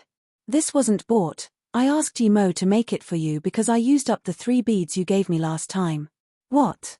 Su Jingwen's hand shook and the bracelet almost fell to the gruand. No wonder this bracelet had a familiar serene feeling. It was made by Yimo. It could be said that this bracelet was worth much more than the 3 beads she gave her. However, Su Jingwen had a mixed feeling. Although she knew it was worth more than the 3 beads she gave Ning Qingxue, she felt uncomfortable. When Ning Qingxue left, she told her to ask Yimo to make a bracelet for herself, but when she really got it, she felt it was missing something. Although the 3 beads she gave Ning Qingxue was coarse, Yimo made it for her birthday. But Su Jingwen thought this bracelet was also made for her by Yimo, so why didn't she have the same joy as before? Perhaps it was because Ning Qingxue asked Yimo to make it for her. "Jingwen."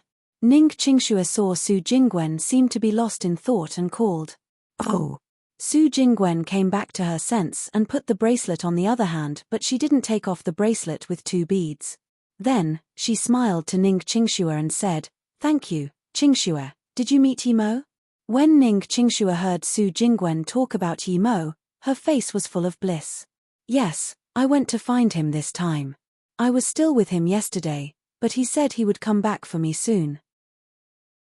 Su Jingwen hesitated for a moment before saying, "If Yimo comes back, can you bring him to my house for a while? My mum wants to thank the person who saved her life, so." Ning Qingxue said without hesitation, "Sure, I'll ask him when he comes back, but I'm sure he will agree." How do you know?" "I feel Yimo has his own judgment. Sometimes, he wouldn't be affected by the outside world." Su Jingwen was speaking the fact. Before Ning Qingxue went to Shenongjiu, she knew more about Yimo than Ning Qingxue. And, she knew that Ning Qingxue seemed to be together with Yimo but really wasn't. Ning Qingxue's eyes turned to that of longing and said after a moment, "Because I know, he wouldn't reject my words." After the fight with Bien Po, Yimo knew that his power compared to top masters was a far cry. Although he almost died, he still benefited some. After the fight with Bien Po, Yimo knew that his power compared to top masters was a far cry. Although he almost died, he still benefited some. Other than getting the face-preserving fruit and the 1,000-year snow lotus seeds, he had a better understanding of himself. His current power was at most the same as black-level peak-stage ancient martial artists. Yimo had opened the snow lotus and checked. There were 9 seeds, but the rest were gone. Perhaps they were eaten by birds or fell off themselves. However, Yimo was already very satisfied with 9. He just needed a cauldron to concoct pills.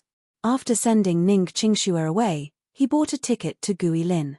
After all, the things he was doing now was too dangerous. It would not be very convenient to take Ning Qingxue with him. Yimo took the train due to a few reasons.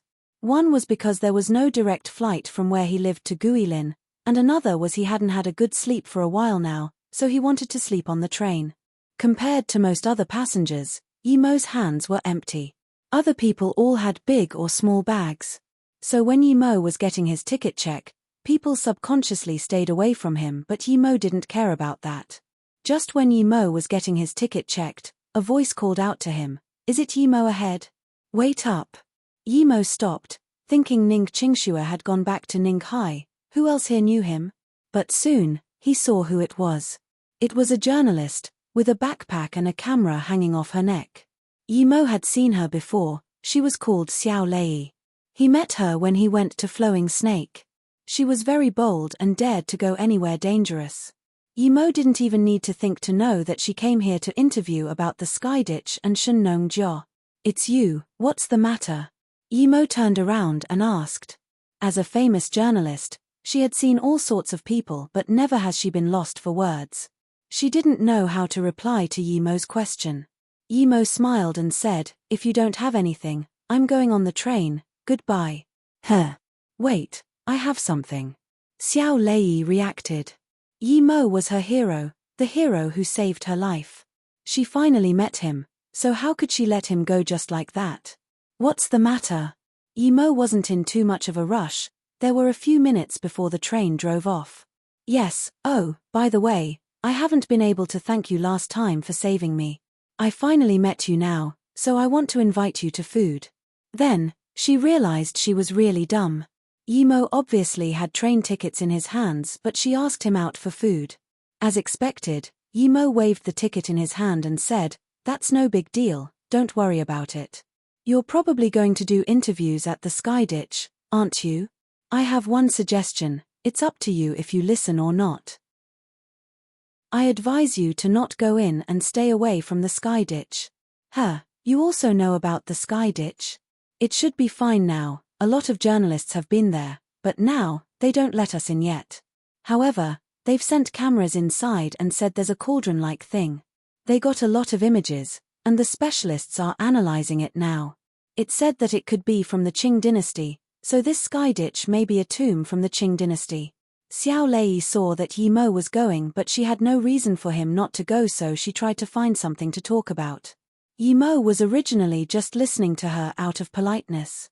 After all, it would be too rude to walk off when she was talking. However, Xiao Lei's words grabbed his attention. It was a cauldron, and he happened to be missing a cauldron. He just didn't know if it was for concocting pills. Thinking about this, Yimo asked, "Do you know how big the cauldron is?" Seeing that Yimo seemed to be interested in this, she quickly said, "We don't know yet now, but I have some pictures now." Then, she took off her bag and started going through it. Yimo subconsciously walked in front of Xiao Lei. His heart was pumping. If that cauldron in the Sky Ditch really was a concocting pill cauldron, then he wouldn't need to go look for one. Although Yimo had the material to craft a cauldron too, the cauldron he made with his current power would be far from enough to concoct pills such as face-preserving pill. Moreover, the materials to make the cauldron were relatively precious and hard to find. Xiao Lei squatted on the ground, and the stunning view at her collar was exposed. Although Yimo was standing next to her and could see easily with one glance, his mind wasn't focused on this. He was staring closely at her hands. To him, the cauldron was the most important thing. The moment Xiao Lei took out the pictures, Yimo took it immediately.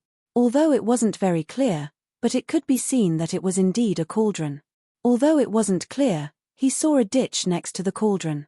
That was where the waste went. This was a concocting pill cauldron for sure. Yimo's heart thudded with joy. He didn't expect a cauldron to appear in front of his eyes just when he was thinking about one.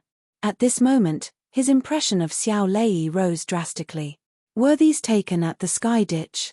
Yimo took the photo and asked. Yeah, Xiao Lei replied immediately.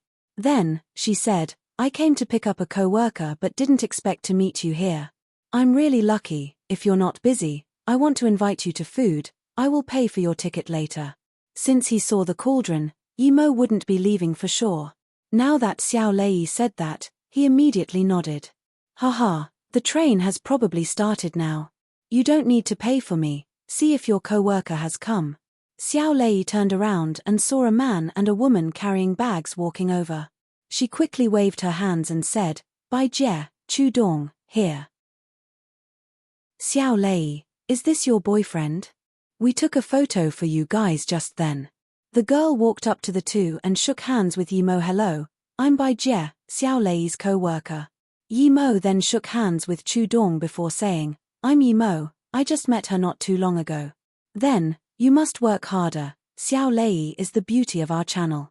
The people wooing her could line up and fill an entire street. Although you're not bad, but you still need to work hard. Bai Jie already started joking with Yimo. Xiao Lei quickly punched Bai Jie. Bai Jie, stop it, stop saying weird things. Let's go, food is on me today.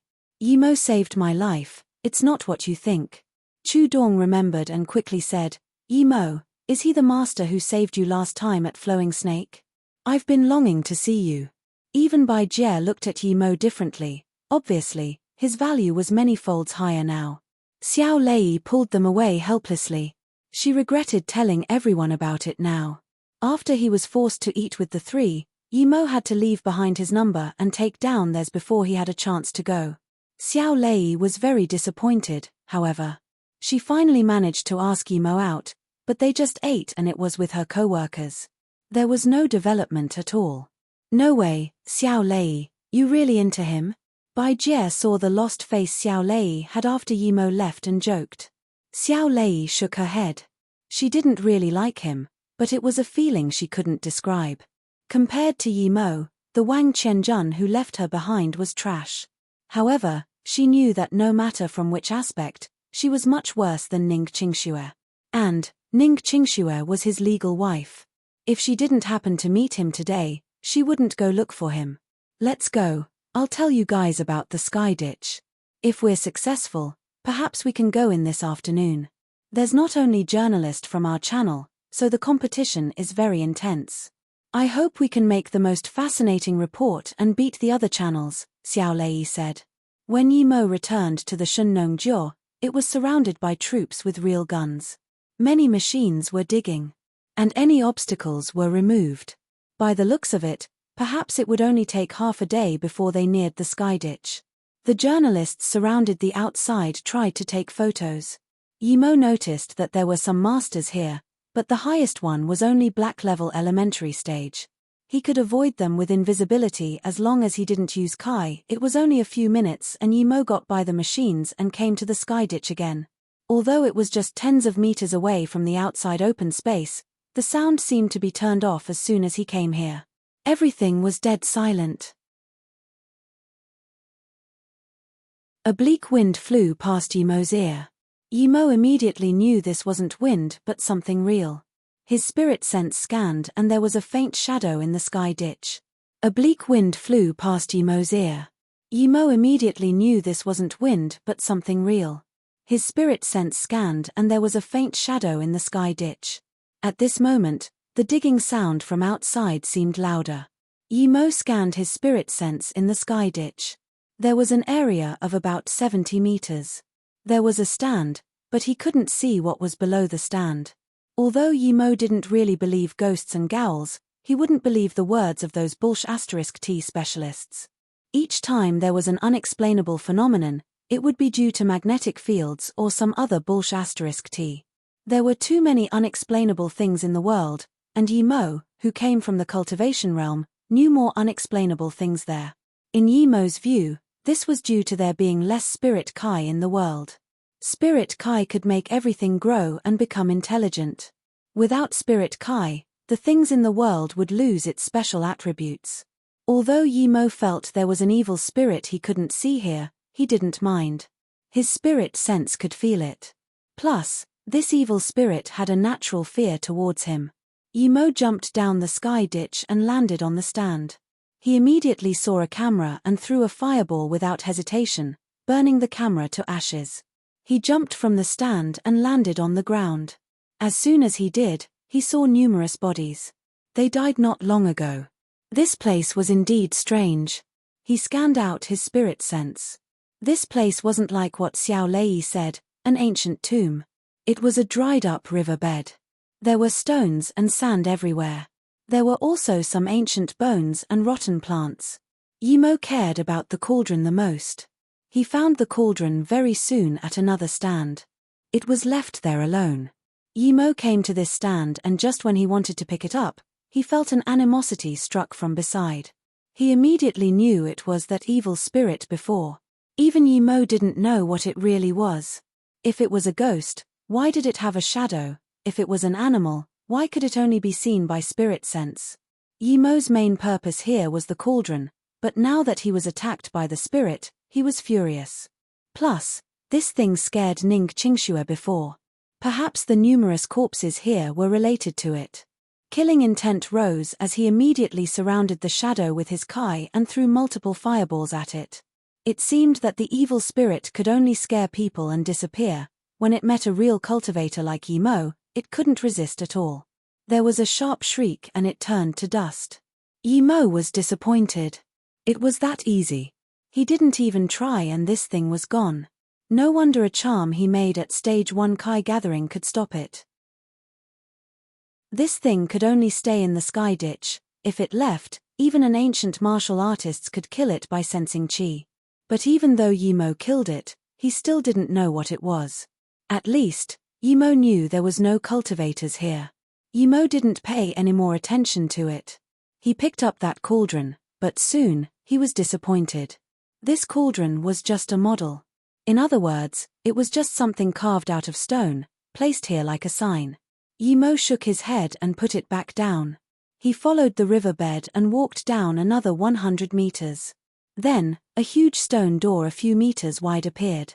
Was this really a tomb? It was obviously a dried-up river bed though. He pushed the door, but there was no movement. This door wasn't something he could move with his current power. Yimo pulled out that long sword from his ring and sliced 4 times towards the middle. The stone door was cut open like tofu. Yimo scanned his spirit sense in, but the inside was filled with rotten air. There was no danger. Yimo walked in and there were rows of rotten wooden shelves. There were lots of ceramic vases, wooden vases, and even jade vases. With the wind Yimo brought in, the rotten shelves all crumbled. Yimo brushed away the dust and started to look around carefully. The first to appear in his eyes was a middle-sized cauldron. Yimo checked it and discovered that it was not a model but a real cauldron. It had a dragon head on each side, with an opening at the waist and a lid. It was a well-equipped cauldron. It was the exact same as the model. Yimo rejoiced and picked it up. It was a good cauldron indeed, and it concocted quite a lot of pills. Even after so many years, he could still smell a faint herbal smell. This was a good thing, but Yimo could tell that it didn't come from the cultivation realm. Even he didn't know what material it was made from, but it was definitely top material. The craftsmanship was also top-notch, but it didn't have formation markings on it. Obviously, it wasn't used in the cultivation realm, but Yimo had the feeling this cauldron wasn't so simple. Yimo gathered the situation and made a guess. A long time ago, this place might be a hidden sect that concocted pills. In front of the sect was a river, but something happened and the river dried up. This sect was also buried underground. Pity he only got a cauldron. Yimo washed the cauldron clean, which showed an ancient model. Then, Yimo found the words Shen-nong at the bottom. Was this the cauldron used by the ancestor of Chinese's Shen-nong? If that's the case, then this cauldron was worth a fortune. Luckily, he came here first. With the cauldron, he could do many things. As long as he had enough herbs, he could concoct pills. This way, he would cultivate much faster. Yimo looked around the herbs that turned to dust around him and felt heartache. It was such a pity. He looked around carefully, but there really was nothing here. Yimo was satisfied he got a cauldron here and was prepared to leave. But at this moment, he turned around and saw that a stone person had appeared at the door. Yimo frowned. Did he not see if before? Also, he didn't take care when he went in. He didn't seem to remember seeing this stone person. This stone person seemed to have appeared after he took the cauldron. Indeed, this was quite eerie. Even so, Yimo didn't care. He already destroyed an evil spirit just then, so he wouldn't care about a mere stone person. Yimo walked over and scanned with his spirit sense. This stone person didn't have anything peculiar, and below it seemed to be an incense pot. Yimo walked in front of it and carefully moved the stone person away. However, as soon as Yimo moved the stone person, he felt the ground shake. Not good. If Yimo still didn't know this stone person was a trap switch by now, he would be too dumb. As soon as the thought appeared, Yimo heard a large rumble from outside. Yimo scanned his spirit sense. The sky ditch collapsed again, and it was still reaching in. Yimo immediately understood that if he didn't get out in time, he would be buried alive. Even though he was stage 3 Kai gathering, it would be very hard to climb out of the earth after being buried 1 to 200 meters underground. This place wasn't the desert, it was full of mud and rocks instead. However, Yimo didn't worry. Even if he was buried, it would just be hard getting out, but it didn't mean he couldn't. Waves of mud fell. He knew it wasn't plausible to leave through the stone door since it was probably filled up already. Yimo turned and ran inside. There were rotten wooden shelves and herbs everywhere. This made him think about the place he saw in the desert. There were many purple heart vines, but they all turned to dust. Yimo originally wanted to run to the end and open up a way with the long sword, but then he realized that if this place was a place to concoct pills, there couldn't only be one exit. But just when he reached the end, large packs of mud fell before he could pull out the long sword. Yimo knew it was too late. Now wasn't the time to regret. He immediately formed a barrier with his spirit Kai to avoid being smashed by rocks. The collapse came and left quick. Just when Yimo couldn't hold it anymore, the collapse had stopped. Yimo knew he was completely buried underground. Although Yimo was buried underground, he didn't feel worried at all. He was scared of being buried because it would be too dirty to be covered in mud. But now that he was buried, he could still go out. It was just a bit troublesome, but 100 meters underground wasn't enough to take his life. Although Yimo was buried underground, he didn't feel worried at all. He was scared of being buried because it would be too dirty to be covered in mud. But now that he was buried, he could still go out. It was just a bit troublesome, but 100 meters underground wasn't enough to take his life. Yimo pulled out the long sword and started digging at the stone wall. He decided to dig forward. If there was no way out, he would start digging up because after 10 meters, there would be no place to place the rubbles. Yimo felt lucky. He only dug less than 10 meters and he eventually cut through. Fresh air came in and Yimo crawled out. It was in the middle of a cliff. He sighed. Although he was very dirty, he didn't have to get through 100 meters of dirt. Just when Yimo was prepared to leave, he heard voices from the top of the cliff. "You Lian, I'll say it again, even if you chase me to the ends of the earth, I didn't take anything and I didn't kill Bien Po." The voice was a very pleasant female voice. Hearing this, Yimo wanted to extend his spirit sense out, but he immediately took it back. Yimo knew how strong Bien Po was. Since this person was suspected of killing Bien Po, it meant that she was at least on par with him, and the person who could reproach the woman about it obviously wasn't weak either. If he extended out his spirit sense now, it would suicide. "Jingshi Dao friend, let's not talk bullsh*t. You're not the only one who came to search for the red leaf pumpkin fruit, but it seems you're the only one alive. I saw you kill the Baldy Li gang, are you going to deny that? Killing Bien Po is forming enmity with Jian Kang, and Bien Po's brother Bien Chao is expected to reach Earth level soon. Do you think he would let you go if words get out? Even your serenity would be in danger." The man called Yu Lian talked very slowly, not showing the slightest worry at all. Yimo had guessed who the woman was. She was the nun who fought with the Baldy at the top of the cliff before. He just didn't expect the Baldy to be killed by her.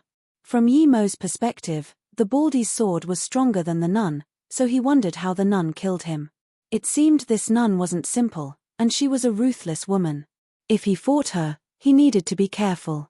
However, Jingshi said, "Believe it or not, although I killed Li Gang, I didn't kill Bien Po and I didn't get the red leaf pumpkin fruit. If you still won't believe me, I'm not afraid of you either." Yu Lian sneered. "I'm doing business with you genuinely, but you're like this. Jingshi, you have two choice. One is take out 3 red leaf pumpkin fruit and sleep with me once. Second is that I go to Jian Kang and say you killed Bien Po. Don't forget that although serenity is not bad, compared to Jian Kang, it is nothing. Shameless, Jing Shi immediately reproached with fury. Yimo suddenly thought, serenity, wasn't that Luo Susu's sect? He didn't expect this Jing Shi to be from serenity, from the same sect as Luo Susu. He wondered who she was to Luo Susu. If they fought later, should he save her? Ha ha. Lian Yu laughed, but he stopped immediately. Jing 11, compared to your shamelessness, I'm so much more inferior than you. You caused your Shijie Jing Shin's death for a man. I'm right, aren't I?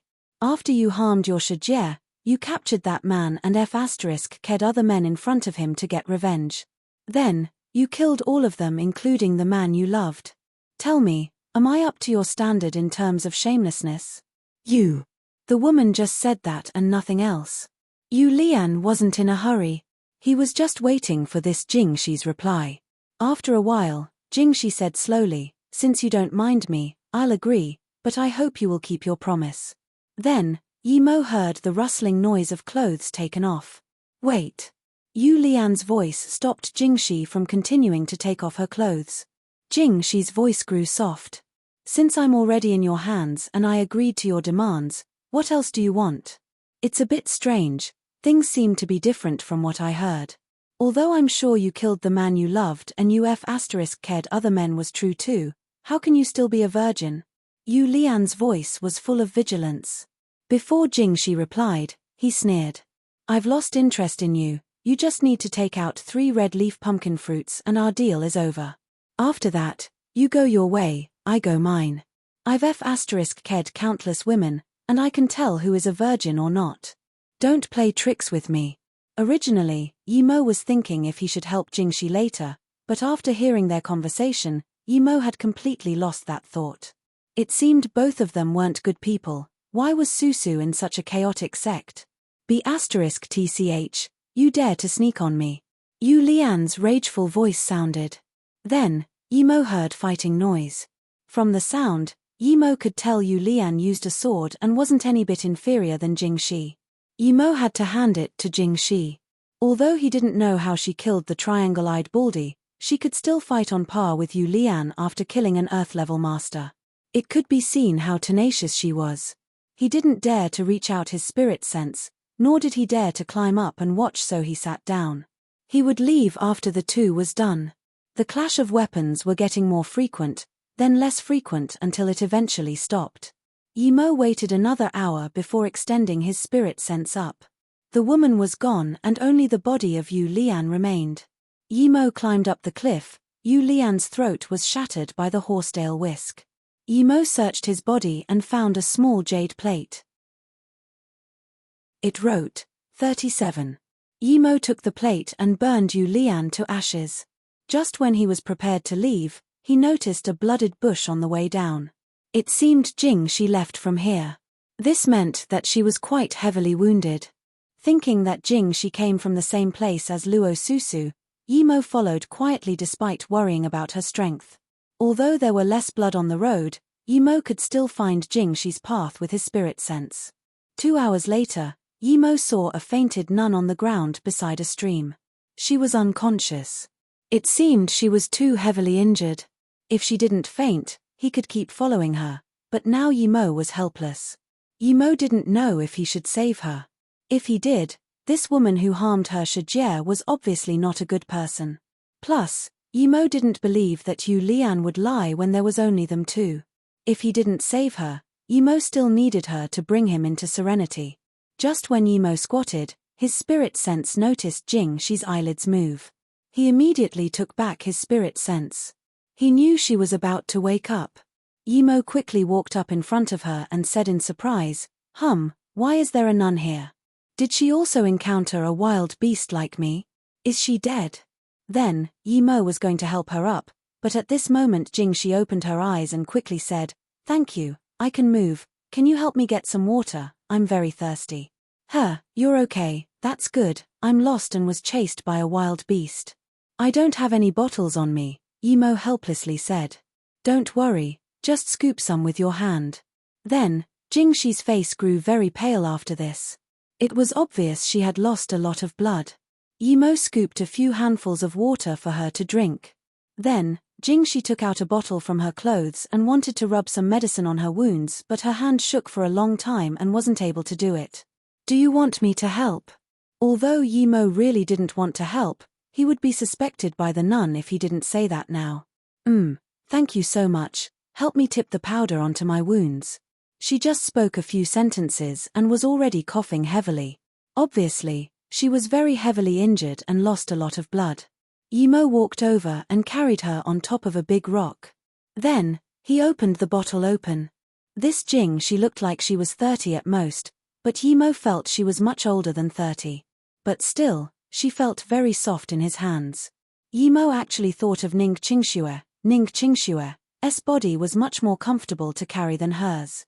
There were quite a lot of wounds on her, but there were two that was the most serious. One was under her left breast, and another at her waist. Although Yimo was helping Jingshi with the medicine, he didn't notice her chest. He had all his attention on Jingshi's movements. This woman was a ruthless woman, so he needed to be wary if she were to suddenly strike. When Yimo opened up the clothes at her waist, he wasn't surprised by the nun's smooth white skin, but that she had a very sexy and attractive band that covered her belly and chest.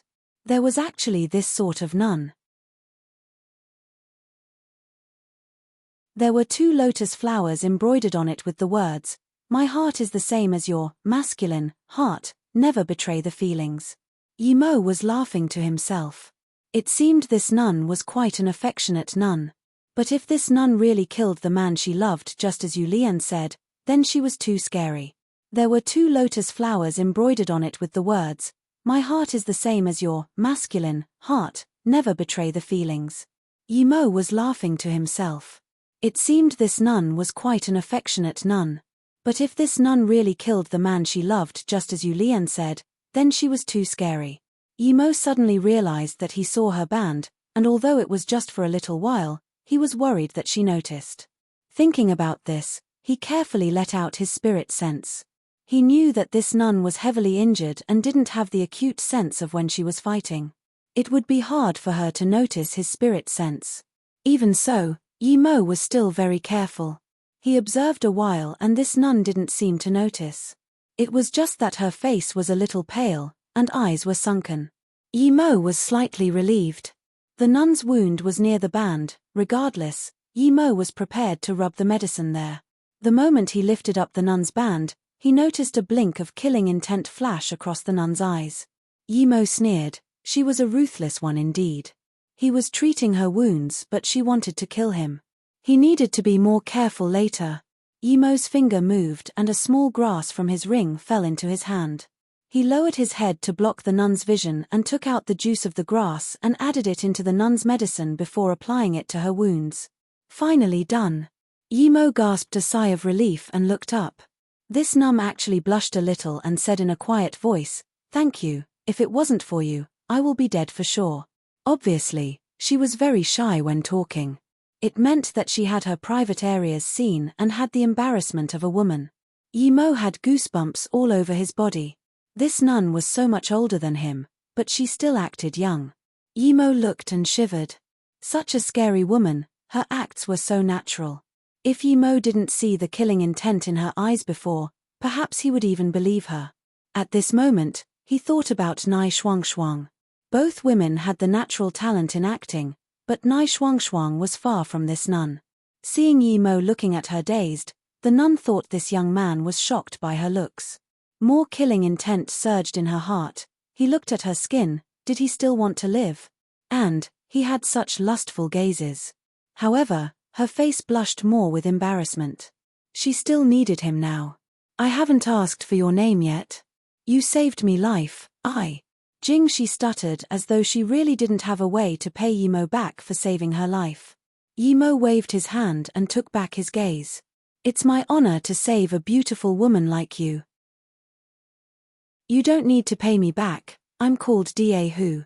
I wonder what your name is." Yimo thought of Hu at Luo Kang and just came up with the name Da Hu. Thank you, Daehu, I'm called Jingxia. I was wanting to collect some herbs here, but I met some bad people. I was stabbed by them. Luckily, I had some martial arts and I barely escaped here, Jingxi said shyly. Yimo thought of her contemptuously.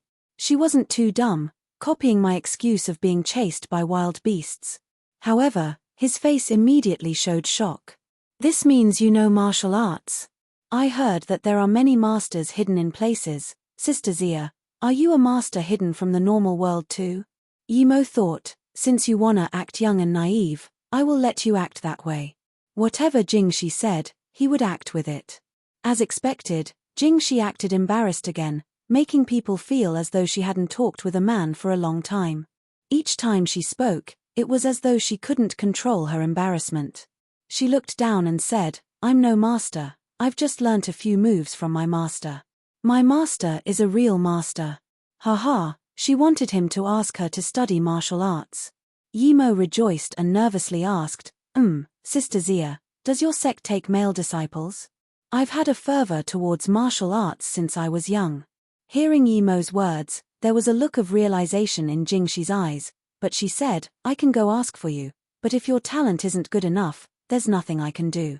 Worst comes to worst, when I get better, I can teach you a few moves in secret. How about this? Where do you live? I'll send you back. It's too dangerous here. Then, Yimo looked nervously at her. He was really nervous this time because if this nun agreed, he would know where Luo Susu is. Jingxi frowned and sneered, he took the bait.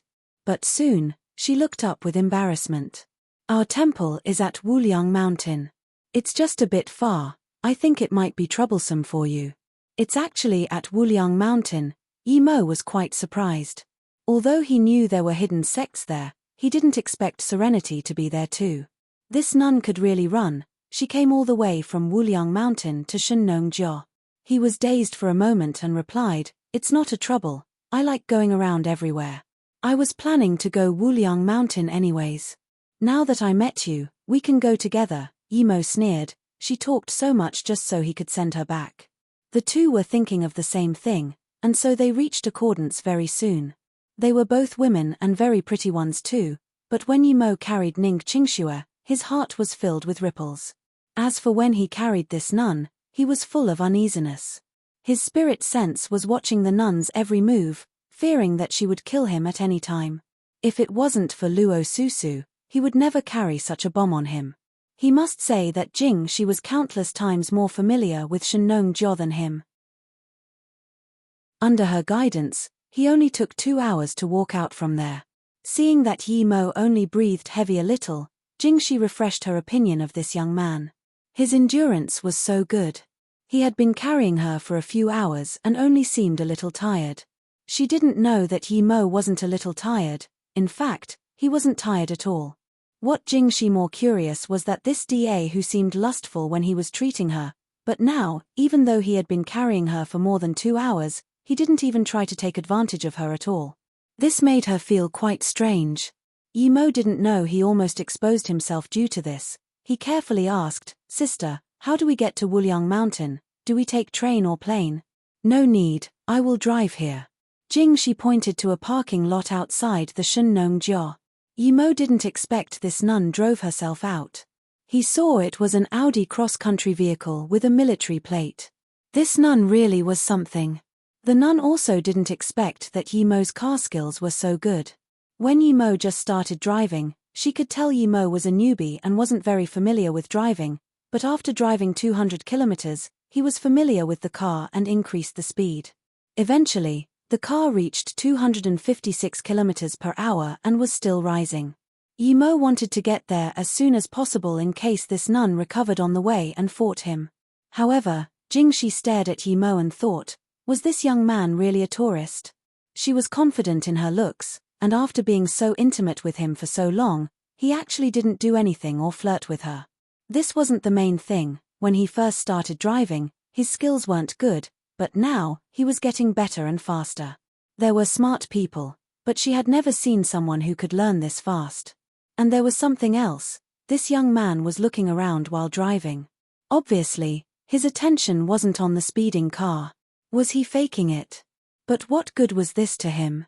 Jing Shi looked at Yi Mo and felt more wary. Yi Mo thought of Luo Susu. He didn't notice his actions had aroused Jing Xi's suspicion.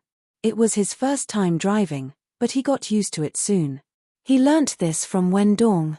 Seeing that Yi Mo was still looking around while the car was getting faster and faster, Jing Shi couldn't hold it. If they crashed, it would be hard for her to live even if she wasn't injured, much less when she was heavily injured. Da Hu, drive slower, you're driving too fast, I'm feeling a little dizzy, Jing Shi said. Oh. Yi Mo heard her words and had a fright. He woke up from his memories of Luo Susu. He had been using his spirit sense to check the road, but now, he realized that was problematic. He was driving too fast and that must have gotten Jing Shi suspicious. He drove fast because he subconsciously wanted to go see Luo Susu faster. Just when Yi Mo's car slowed down, a Porsche chased up to him. It lined up with Yi Mo's car. The window opened and a youth in his 20s said to Yi Mo, "Bro, your driving skills are not bad, how about we have a race? I actually couldn't catch up to you before." Just when Yi Mo's car slowed down, a Porsche chased up to him. It lined up with Yi Mo's car. The window opened and a youth in his 20s said to Yi Mo, "Bro, your driving skills are not bad, how about we have a race? I actually couldn't catch up to you before." Yi Mo also rolled down the window and looked at the youth. He smiled and didn't answer. At this moment, he revved up the engine and turned to the nun apologetically. "Sorry, Sister Zia, I've loved driving before and I often go into competitions. Due to some accident, the family didn't let me drive anymore. It's been 5 or 6 years since I last drove. Now when I drive, it was a little unfamiliar to me. I'll shake away this kid so he doesn't annoy us." Then, he showed an innocent smile. Although Yi Mo didn't know if this would remove her suspicion, he still had to do it. Then, seeing how Yi Mo increased the speed again, Jing Shi frowned. Was this kid really a racer who haven't driven for a long time? However, his car skills were really good. If he was a racer, that could be true. After all, he hasn't drove for 5 years, so it was natural if he was a bit rusty. Plus, looking at how competitive he was, he didn't seem like someone very smart. Yi Mo's speed flew up again. Soon, he left behind the Porsche and it was getting farther and farther until it couldn't be seen. He looked back at the Porsche before slowing down again. The Porsche stopped, and a youth in his 20s came out. He patted the car hood and took a deep breath while looking at the Audi that disappeared. He talked to himself. "This guy really is a maniac, I suspect he's a professional racer." Beijing Song family. Song Chiming and Dong Fang Shi were talking when Song Hai suddenly ran in. "What is it?" Song Chiming understood Song Hai's personality. He was usually very calm, but he seemed very desperate today, meaning there was something important. "Leader, I just got news. Nai Shuangshuang left Beijing 2 hours ago. We don't know where she's going, and the leave she applied at school is 1 month." Song Hai looked at Dong Fang Shi. This plan was thought up by Dong Fang Shi, but now, the main person had left. This meant that the plan was pretty much useless. Afterwards, not just Song Chiming, but even Dong Fang Shi frowned. Nai Shuangshuang's leave was too coincidental, she didn't leave earlier nor later, but she had to leave when his plan was set. Song Chiming quickly reacted and worriedly looked at Dong Fang Shi. "Mr. Dong Fang, what do you think we should do now? Should we stop her?" Dong Fang Shi thought for a while and said, "Nai Shuangshuang is gone, trying to find her is like finding a needle in the desert. But I still have a few substitutes, let me think." Song Hai and Song Chiming didn't dare to disturb Dong Fang Shi, they just sat by the side and waited. After a while, Dong Fang Shi slowly said, "In that case, I won't be polite. I heard Song family leader has an illegitimate daughter called Tang Beiwei. But now, she's living quite impoverished. However, her looks shouldn't be worse than Nai Shuangshuang. Song family leader, I believe you know about this, if she could replace Nai Shuangshuang." "No." Song Chiming's face immediately went pale. That was his illegitimate daughter 21 years ago. He only heard about them 2 years ago, but in order to protect the mother and the daughter as well as his position, he had never contacted them nor given them financial support. Song Chiming didn't know how Dong Fang Shi knew about this. Originally, Song Qiuming planned to bring the two to Beijing after his position stabilized, but he didn't expect Dong Fangxi to know about this. Although it was very normal for this to happen in big families, Song Qiuming raped the girl 20 or so years ago and made the mother-daughter fend for themselves for 20 or so years. If his political enemies knew about this, it would be a lethal blow to him. Other than him, he didn't tell anyone. He did the investigations himself as well, but Dong Fangxi even knew about this. In that case, there's nothing I can say, but I need to remind you that if you don't attack, perhaps you won't have much time. I'm leaving, goodbye. Then, Dong Fangxi stood up and was about to go out. Mr. Dong Fang, please hold up. Song Qiuming's face was pale. Then he tiredly said, Mr. Dong Fang, I've already wronged them for 20 or so years. If I'm still going to use them now, what difference am I to an animal? Mr. Dong Fang, can you change it to someone else? Dong Fangxi wasn't really going to go. He sat down again and coldly said, there's less than 1 month until the auction. You should know why I chose those two. Nai Shuangshuang is a natural actor and very alluring. Meanwhile, Tang Beiwei got acting awards in high school. It could be seen she has talent in acting. If that's the case, I'll find someone in the acting academy for you. Song Qiuming's eyes were hopeful. Dong Fangxi shook his head. I've investigated the few major acting academies. There are no one who can match Nai Shuangshuang and Ning Qingxue in beauty. And, those women are too pretentious. They're not the type Yimo likes. That isn't the main point. The main thing is, Tang Beiwei would work for you with her life, but other girls would just think of it as an act. Song Qiuming shook his head. If Tang Beiwei knew I was her father, she would hate me the most. How can she work for me with her life?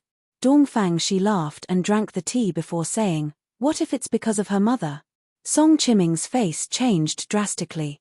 What's wrong with Tang Jin? Dong Fangxi sneered. Song Qiuming was a cold-hearted person, but this sort of person suited his need perfectly. Song Qiuming looks very worried, but in his heart, since when did he care about them? However, he slowly said, Tang Beiwei's mother is living in the hospital due to a heavy illness half a year ago. Now, the family is piled with debt. Although Tang Beiwei is working 3 jobs, she still can't pay for the heavy medical fees. If the Song family tells Tang Beiwei that they could solve these problems for her as long as she agreed to help, I believe she will agree 100%. Dong Fangxi would have never thought that after Nai Shuangshuang left and he found a substitute, his plan had no flaws anymore. Seeing Song Qiuming being indecisive, Dong Fangxi seemed very at ease. He wasn't worried at all that Song Qiuming wouldn't agree.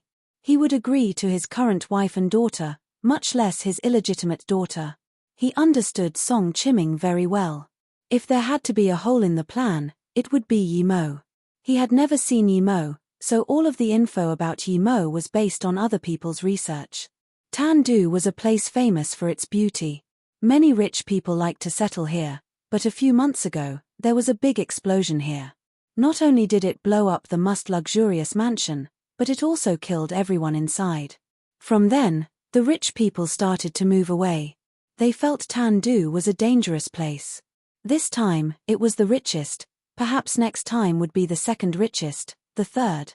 Yimo and Wendong didn't know that their explosion created such an effect. In the second hospital of Tandu, an extremely skinny woman laid on the patient bed.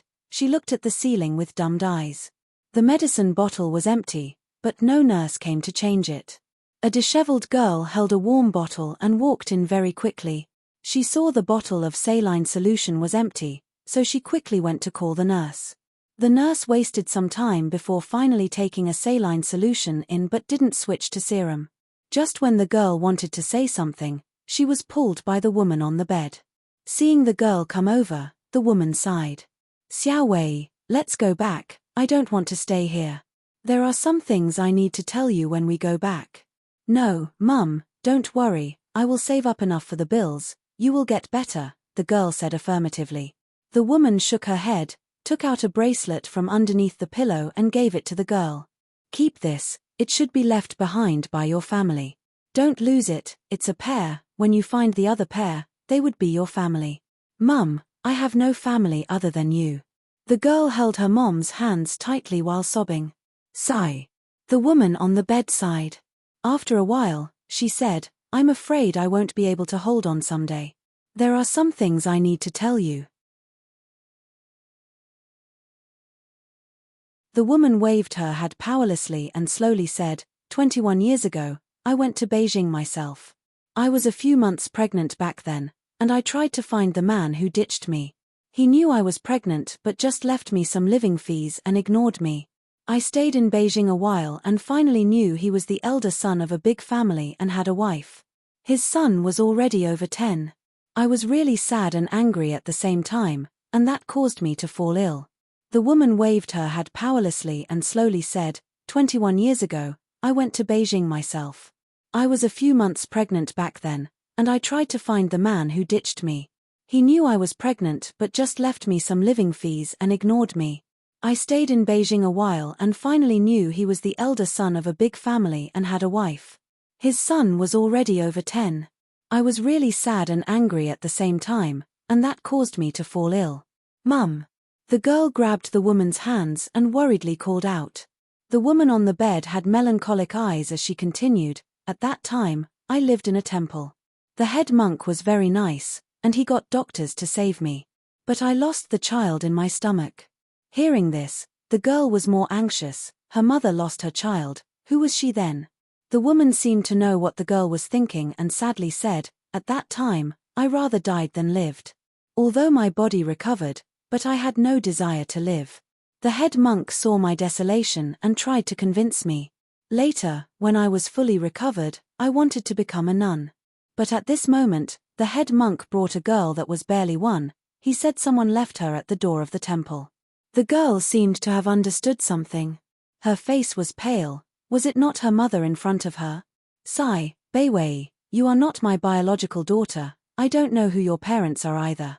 At that time, the head monk just brought a jade bracelet and said 2 children were brought to the temple, but I don't know where the head monk sent the other. I was troubled at heart then and didn't ask. I heard the child was taken away by a young couple that came to burn incense. Mum. The girl's eyes were red and swollen as she grabbed the woman's hand and said, Mum, no matter what, you are my mother, you are my only kin in this world. The woman caressed the girl's hand amiably and said, Beiwei, I might not live for long, remember, that temple is called Luohong Temple. The head monk is called Wu Shan. When you go to Beijing, you need to go look. Then, when the woman was about to fall asleep, the girl quickly positioned the woman well and stood up. She didn't care about her birth, she just wanted to gather money to treat her mother. May I ask, are you Tan Beiwei? A middle-aged man walked into the room and asked. Tang Beiwei looked up with confusion at the man and nodded. Yes, what's the matter? The middle-aged man showed an amicable smile and said, I have some things to discuss with you privately. Do you have the time? Tang Beiwei frowned. She had never seen this person before, but she didn't mind talking to him privately since she had nothing at hand. It was 3 at night and Yimo's car had arrived at a private mansion near Wuliang Mountain. What Yimo didn't expect was that this was the nest of Jing Shi. Despite Jing Shi saying this was her relative's place, Yimo didn't believe it at all. This woman thought of him as an idiot. Since he came, he would keep notice of Jing Shi all the time even when she showered. This wasn't the time to be a gentleman. He knew that this Jing Shi might be suspicious of him a little. Regardless, he couldn't relax. He must say that although she wasn't young, she still kept her looks as though she was a girl in her 20s. When she took off her clothes, her curves were very distinct, and her skin was milky white. The 2 big boobs on her chest didn't sag down at all, it was strangely tall standing. Yimo carried this woman before and knew how smooth and elastic her skin was. Sometimes, Yimo even doubted himself thinking perhaps Jing Shi was only 20. And, he saw that most of her wounds had formed scabs meaning her powder was quite potent. She was very precise when taking a shower, rubbing herself carefully and even looking at herself in the mirror. Yimo thought that this woman really loved beauty, but she was beautiful indeed. Looking at a naked woman showering with his spirit sense, even though he knew she was quite old and ruthless, he couldn't help but feel a little aroused. Just when Yimo thought nothing would happen and was about to take back his spirit sense, the nun started to feel her waist. It was the place Yimo tipped the powder. Yimo immediately began to worry, was she that smart? Did she notice he did something there? Jingxi put her finger on it, felt it, and then smelt her finger. Yimo saw her frown and his heart started to beat faster, thinking this nun was so astute. However, he felt slightly relieved. She eventually didn't do anything out of the ordinary. She also took off her hand and felt it before carefully putting it aside. She seemed to treasure that band a lot. Suddenly, Jingxi stopped all her movements and looked alert everywhere. Yimo was sure that she was sensitive to his spirit sense again, so he quickly took it back. Daehu, are you there? Yimo heard the nun call out in the living room. He knew the nun didn't feel safe about him and wanted to confirm where he was. He answered without hesitation. Then, he finally felt relieved. Luckily, she didn't feel his spirit sense or he would have been exposed. Soon, she finished her shower and saw Yimo was still at the living room. She embarrassingly said, I was a little afraid by myself, so I called out to you. Yimo smiled naively and said, Don't worry, I'm going to sleep first. However, he was more careful. This nun was too alert. He was worried she would try something with him tomorrow. It would be best he left a mark on her tonight. And, when he helped her rub on the powder, the killing intent in her eyes were raw. This meant that in her eyes, people's lives were no different than grass. Yimo cultivated for half the night and woke up very early and made breakfast. Then, he waited for Jingxi. Jingxi woke up and saw the kanji and small dishes were very exquisitely made. She approved of Yimo's diligence and organization. This youth was not bad, she even didn't want to kill him. However, those who saw her skin must die no matter what. Seeing how he's so nice, she would let him die easier. Sister Zia, I cooked some kanji, you haven't recovered yet, eat some. Yimo took a bowl and chopsticks for Jingxi. Its tastes not bad, thank you, Daehu. Jingxi felt that this kanji was good indeed. Yimo naively smiled and said, It's nothing, as long as you like it, I can cook more for you. Jingxi suddenly felt dazed. Why did these words sound so familiar? Many years ago, that man also said that, Sister Zia, as long as you like it, I can stay with you every day. But then, after he saw her Shijie, he gradually distanced himself from her and slept with her Shijie. This be *tch couple, so what if she harmed her Shijie? That man still looked at the place her Shijie went into solitary training every day. Jingxi's face gradually grew bleak. Yimo didn't expect his words to make the nun's face so bleak. He thought to himself that this woman was really unpredictable.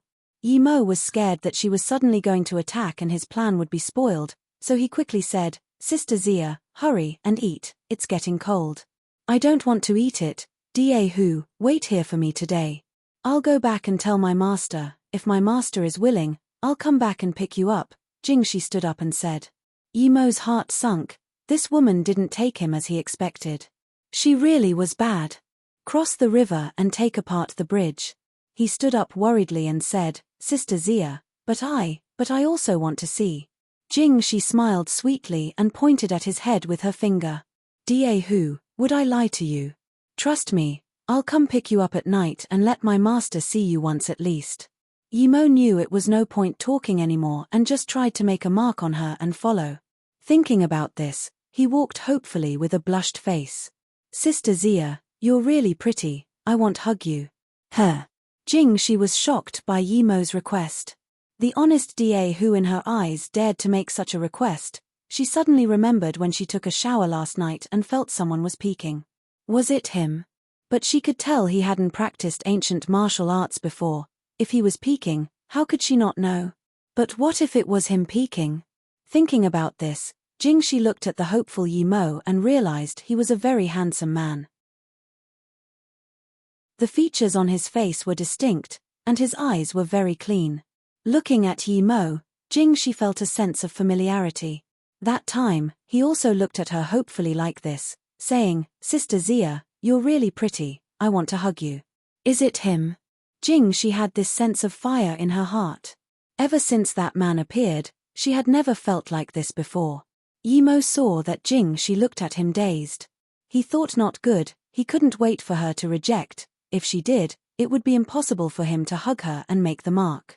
Yimo decisively walked up and hugged Jingxi, who was already a little blushed on the face. Jingxi's heart was already racing, and Yimo just suddenly hugged her like this. Just when she wanted to rage, she felt that masculine scent of yang, and her body softened. Yesterday when Yimo carried her for 2 hours, there was only killing intent in her heart, but now, she actually felt a little lustful. Jingxi's heart was already racing, and Yimo just suddenly hugged her like this.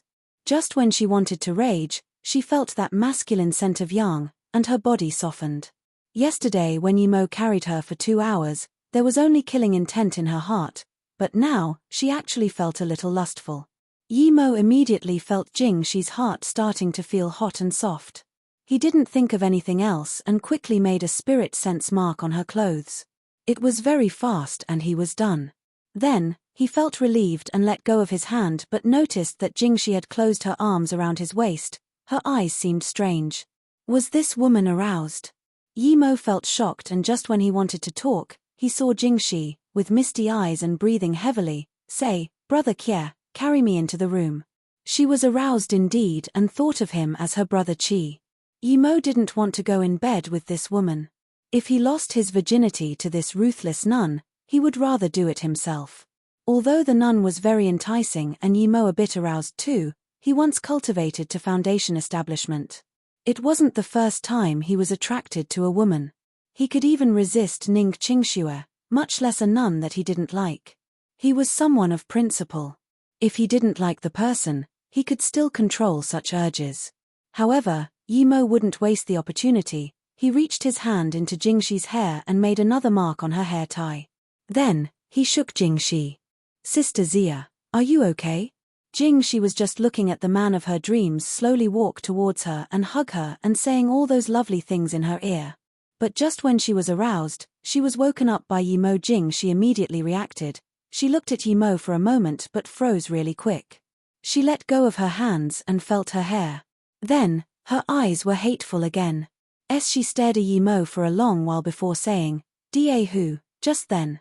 "Oh, never mind, I'm going to rest. Wait for me to come back. Don't worry about my master, I won't treat you bad." Jingxi turned around, and when she walked out of the mansion, she even felt lost herself. She actually didn't get angry just then, nor did she kill Da Hu. With her current recovery, it would be all too easy to kill a normal person. She shook her hand. Other than the man who betrayed her, it was the first time she showed mercy.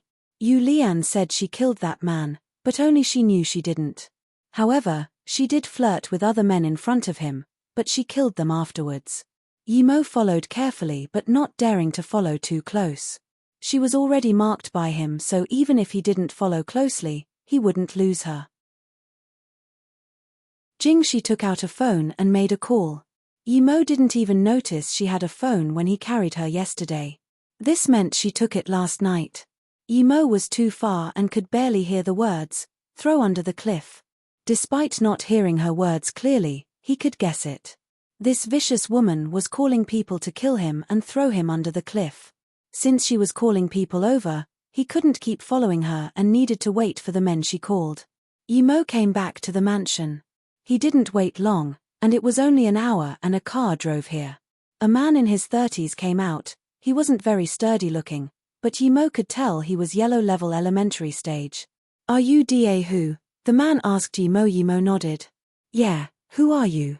The man laughed and said, "I'm Tian Po, Zia Shamai told me to bring you up the mountain. Her master had agreed, but needs to check to see if you can cultivate. If you can't, then she can't do anything either." Yimo nodded. He knew the man came to kill him, but he also knew that he wouldn't be able to ask about anything useful from this man, so he didn't bother. Yimo didn't ask, and Tian Po spoke very little. The route he took was very steep. There weren't even roads in many places. After walking for nearly 2 hours, Tian Po brought Yimo to a cliff and said, "Brother, you've got quite good stamina." Yimo made a breathing action and smiled. "I'm okay, I used to climb mountains a lot." Then, Yimo scanned down the cliff with his spirit sense. He estimated it to be a few hundred meters tall, and it was steep like it was cut by a knife. Yimo just found a small protrusion at around 50 meters, But there were no landing spaces at around 100 meters. He couldn't scan any further. There's something here? Tian Po walked to the cliff and curiously spoke. Yimo also walked up while asking, "What is it? Let me see." And he intentionally gave his back to Tian Po, knowing that the latter was about to attack. As soon as Yimo walked to the cliffside, Tian Po pushed on his back. Yimo screamed and fell down like a shooting star. Yimo calculated the position and tapped his feet at the 50-meter protrusion. Then, he immediately found there was a ditch 70 meters further down. Yimo kept falling until he neared the ditch and used wind controlling technique to go in. Then, he quickly took out the sword and dug the stone, hiding his body. As soon as Yimo hid, Tian Po said from above, "Brother, don't blame me, I'm just following orders, too bad you liked the wrong person." Then, Tian Po picked up the phone and called, "It's done, oh, okay. I'll wait for you at Liang Nong Cliff then." Yimo heard and felt joyful, it seemed that none was coming. This was good, otherwise, after Tian Po left, although he had spirit sense mark, it wouldn't be easy to find Jingxi. After all, the geology of Wuliang Mountain was too complicated, and he still couldn't fly yet. Yimo didn't wait for long. It was only an hour before he heard Jingxi's voice. Unfortunately, he was more than 100 meters down and couldn't reach up with his spirit sense. "Very good, you did well, there's a basic cultivation method here, take it." As soon as Jingxi finished speaking, Yimo heard Tian Po's gratitude. Not long after, there was the exclamation of Tian Po, "Jingxi, you actually killed me, I." Then, the sound suddenly stopped and Yimo saw a figure fall down extremely fast. After a long while, he heard the thud from the bottom of the cliff. He thought this woman was really strong, but he couldn't understand why she didn't kill him herself. Why take all the trouble? He kept notice of the footsteps. As soon as Jingxi left, he would come up and follow her, but after a long while, Yimo didn't hear her footsteps. He was bemused and thought to himself, did she leave? Just when Yimo was confused, Jingxi's voice sounded again, "Da Hu, although you saved me, you looked at my body. I swore that men who looked at my body will die, but I had feelings for you. Did you know, I really wanted to give myself to you that morning, but you woke up me. You really are dumb. Tian Po killed you, and I have avenged you, rest in peace." Yimo was so angry he almost spat blood. This woman was really shameless. It was she who called Tian Po to kill him now, yet she said it so modestly. What sort of revenge was this? You say I'm very pretty, do I really look pretty? But my heart is already taken by that man. Sorry, Da Hu, perhaps I'll come see you when I'm free. Jingxi's voice stopped and it was a long silence. Yimo sighed, this woman was crazy, a completely mad woman. He was just worried for Luo Susu. Could she be well living with a crazy woman like this? It would be best if this mad woman had no connections with Luo Susu at all. Then after a while, when Yimo was impatient, Jingxi suddenly started laughing hysterically. "Shijie, did you think you could avoid me after sending your daughter out and taking her back as your disciple? You never would have thought she will end up like you soon. Ha ha ha. Your daughter is really like you, not a good thing either. She just went out once and is thinking about men and can't even calm her heart down. Sometimes, I really want to see what sort of man your daughter loves. Shijie, do you know what I want to do the most? I want your daughter to see me with her man in bed. Too bad you're dead. If you didn't die, would you be very shocked seeing the man your daughter love in bed with me? Although I stayed virgin for that bastard so many years, I don't mind giving my first time to the man of your daughter. Ha ha ha." Yimo shook his head. This nun was really unreasonable. She lost in love but was dragging this onto the offspring of her Shijie. Now, she wouldn't even let go of her Shijie's daughter.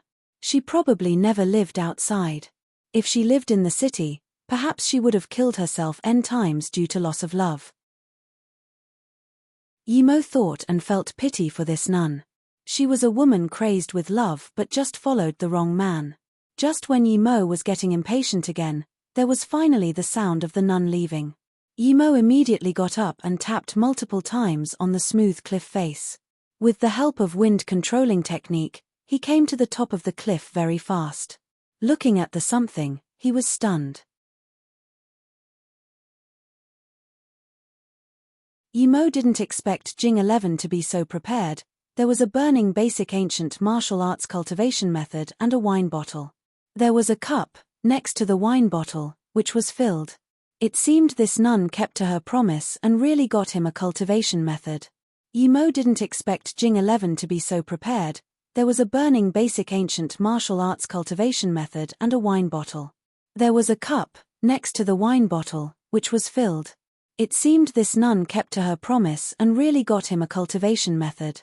F***ck Yimo had black lines down his head. If others didn't know about the full story, they would have thought he was her man and accidentally fell off the cliff and she came to cry.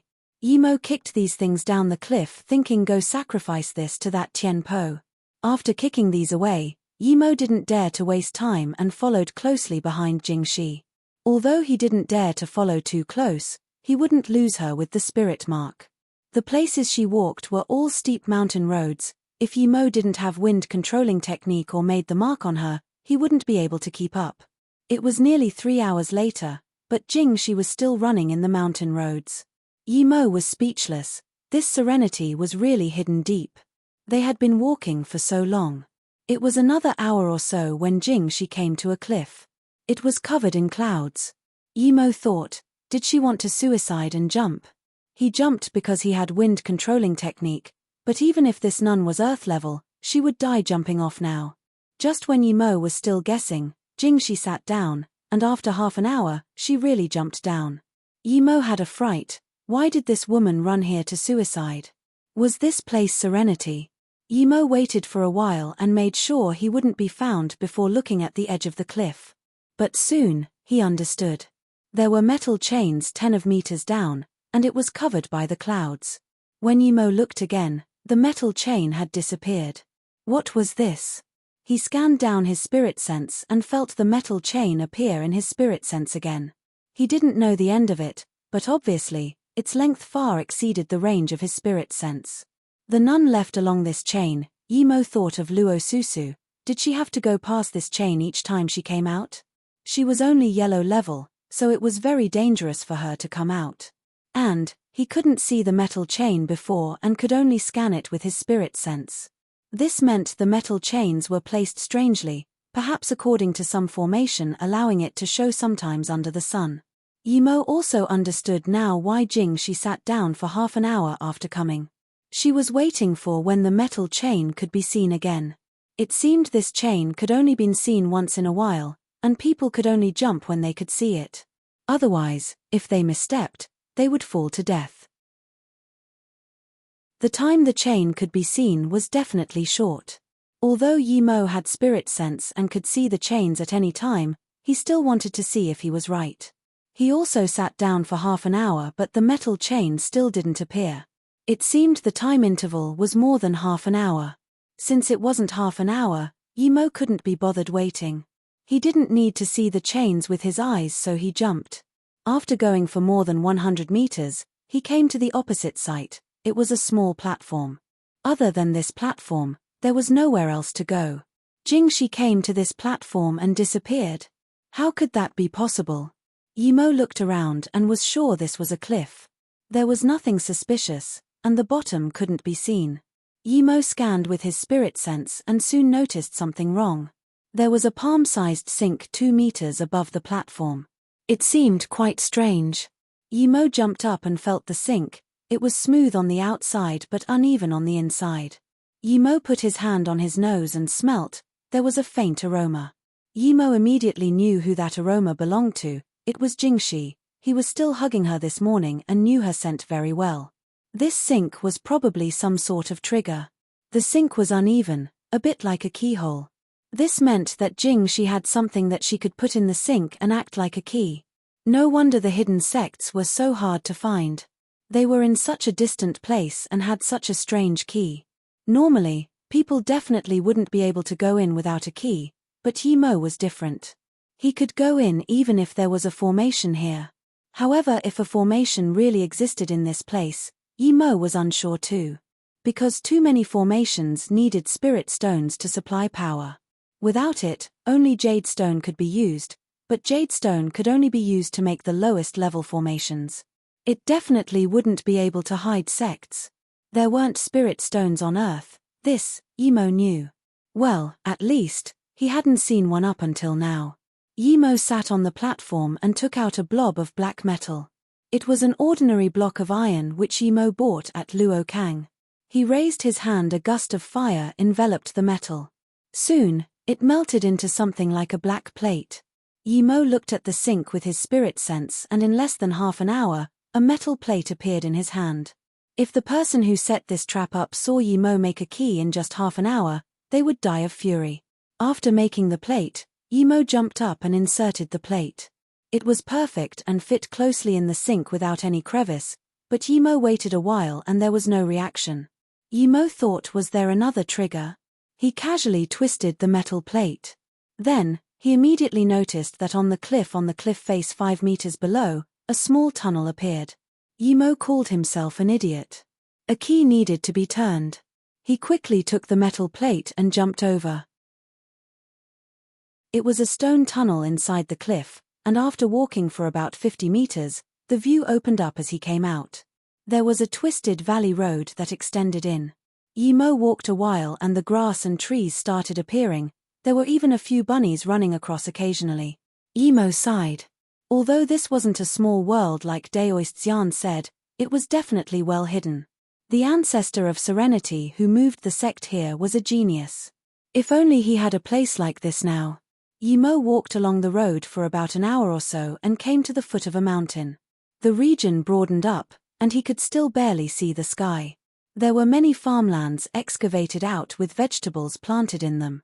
He walked along the mountain for a few hundred meters and a large pact of buildings appeared. The big front door had the huge word, Serene. It seemed very ancient and calm. Yimo stopped walking. So this was Serenity. The environment seemed not bad, and it had the feeling of a paradise immortals lived in. What should he do next? Immediately go look for her or make a plan first? Any nun who came out from Serenity like Jing, she was an Earth-level master, so Yimo didn't think he was invincible here. If that bunch old nuns were easy to talk to, it would be fine. If not, he could never return. They weren't easy to talk to for sure. Just look at Jingxi, that crazy woman. Yimo had the subconscious thought of not letting Luo Susu stay here. No matter what, he needed Luo Susu to agree. If she didn't want to leave, he had no choice either. After all, they only met once, so it could be said it was a single-sided love. He needed to go for sure, but before this, he needed self-protective measures. Otherwise, if he saw Jingxi, perhaps he would be thrown down the cliff before he saw Luo Susu. How could he protect himself? With his current power, he was still no match for Jingxi. Perhaps when he was at the tertiary level of stage 3, he could fight her, but now, he was only middle level. He had some simple techniques, but that wouldn't be a threat for that woman. And, perhaps this woman wasn't the strongest. He was a cultivator, and his only assurance where he could rely on was his techniques. It wasn't plausible to wait till his cultivation level got higher. The spirit Kai here was so scarce, when would he be able to progress? Although he had the 1,000-year snow lotus seed and a cauldron, it wasn't so easy to concoct pills. Plus, even if he did, he needed time to digest them. The only thing he could rely on was his techniques, but a single fireball or wind blade wasn't quite useful. The only thing he could rely on was the element of surprise, but even that would only work once. What if he had large amounts of fireball and wind blade? Thinking about this, he had an idea. During battle, if he threw a large amount of fireball charms or wind blade charms, it would be like many of him fighting the one enemy. Although it was hard to make the fireball charm and the power would be half, there was power in quantity. Yes, he would use this hooligan way of fighting. Thinking about an Earth-level nun being surrounded by countless fireball and jumping up and down, Yimo wanted to laugh. I'm a hooligan, how can I be scared of a few nuns?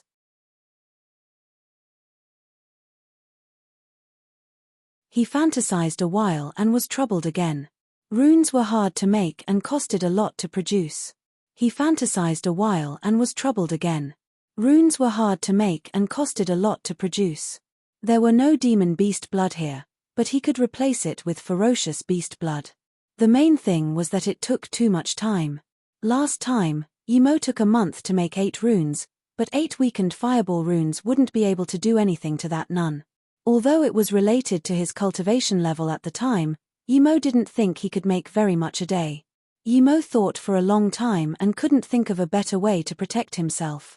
He couldn't improve his power, so he could only improve his equipments. It seemed that he wouldn't be able to see Susu today, but it was fine that he knew she was here. He needed to go back and make some preparations. Thinking about this, Yimo came back the way he came from. He decided to make runes first and bring large amounts of runes to find trouble with Jingxi. He needed large amounts of money to make runes, but he didn't have much now. Last time, he cured Zhua Aigua's uncle's disease, but he was embarrassed to ask for money. Now, he realized how much he needed money. But Yimo had some ways for getting beast blood. He searched Wu Liang Mountain the entire night and hunted a leopard and a deer. Their blood was enough. Then, Yimo left Wuliang Mountain and came to Yuan City. It wasn't too far from Wuliang Mountain. Yimo bought large amounts of yellow biao paper and some red ink sand before buying a brush. He spent the only money he had on him. He wanted to call Hu and ask if he had money, but thinking about it, Yimo gave up the idea. He wasn't at Luo Kang, and Hu's business must not be going well. Perhaps they didn't even get one single order. This was possible. If Hu knew he needed money, he would give Hu mental burden. He should use up the materials he had first. Yimo found a hotel and hung up the sign "Do Not Disturb" before starting to focus on making runes. Although his idea was good, reality disappointed him. After a whole day, he wasted 20 sets of materials but only made 6. Although it was countless times better than before, Yimo was still very unhappy with the result. The second and third day were slightly better. He made 16 altogether, but he wasted more. If things continued like this, Yimo felt it wasn't going to work out. First, he expended materials too fast. Second, it was too slow. The fourth day, the 100 sets of materials Yimo prepared only had 20 left. He felt things weren't going to work. If he couldn't improve the means he made the runes, he would need to gather more money. Making runes was a money-burning thing. Tang Beiwei stared at the middle-aged man, his amicable face before became hideous in her eyes. She had never met him before, but he wanted her to trick someone she didn't know. A sense of disgust rose from her heart. Tang Beiwei couldn't even be bothered to look at the middle-aged man as she said, "Sorry, I'm not interested." Then, she turned to leave. The middle-aged man didn't even move as he slowly said, "According to what I know, if your mother doesn't have surgery soon, she would last half a month at most. Think about it, how hard was it for her to bring you up? When you're finally grown up, she needs to leave. If you don't have a way, never mind, but you do have a way to save her now, but you don't choose it. Ask yourself, are you treating her right? You." Tang Beiwei turned around and looked at the man in fury. "You want me to trick someone I don't know? I'm not treating my sense of moral right." "Mph," the middle-aged man sneered. "Do you think we can't choose other people? I'll be honest with you, I pity you, that's why I chose you. This is very simple. You just need to bring that man to a place, and you don't need to worry about the rest. This isn't tricking. If he really likes you, at most, you told him a lie once." Tang Beiwei's face changed drastically. She detested the man in front of her, but she knew he was saying the truth. If her mother didn't get surgery, she would last 2 weeks at most. Thinking about how her mum brought her up, pushing a small trolley to do business regardless of the wind or the rain, Tang Beiwei felt her heart was bleeding. She hesitated for a long time before asking, "Take him to where?" Yimo walked out of the hotel and pondered. There was a way to get money, but since Qingxue was living at Ninghai, she must not have much on her. How about he borrow some from Jingwen? She was a wealthy girl, shouldn't it be a problem? But then it was hard for him to ask a girl for money. Yimo thought and still couldn't make up his mind. He took out a jade artifact and looked. He decided to go to the magic artifact shop and see if he could sell it for a good price. If no one could tell its worth, he would then borrow from Su Jingwen. On the opposite side of the street, a middle-aged woman pushed a small trolley with food. She was selling snacks for night. A car drove past quickly with the markings City Management on it. She quickly packed up her stall, but she accidentally spilt all the sauces on the ground. The middle-aged woman looked anxiously as the car drove past. She gasped a sigh of relief and then slowly started to pick up the things on the ground. Although no one helped her, a girl in her 20s came in front of the stall and helped her pick things up. Emo smiled and thought this girl had a good heart. The magic artifact shop wasn't far from Emo's hotel. He just walked a few minutes and he already arrived. The place was a small building, but Emo didn't feel any sense of spirit at all from afar. He knew it wasn't very good and hesitated if he could sell his jade. And, opposite this shop was a bar. From a business point of view, it was very unreasonable. "Sir, would you like to buy magic artifact?" As soon as Emo walked in, a girl in her 20s came and asked. Emo smiled. "I'll take a look first." "Okay, please take your time." The girl was very polite, but Emo knew no matter how polite she was, not much customers would come if there were no real things. Emo scanned and was disappointed. These were worse than the ones from the social night. It could be said none of them were real. In this situation, it would be impossible for the boss to pay him a high price. Emo thought so and he knew he shouldn't even bother. Just when Emo turned his head and walked out of the shop, he saw the girl who helped the middle-aged woman pick things up being harassed into a bar by two youths who had their hair dyed like a ghost. The girl was struggling, so it was obvious she was being forced. Emo frowned. This was a legal society, so how could this happen in broad daylight? Emo knew about this, but it wasn't even dark yet.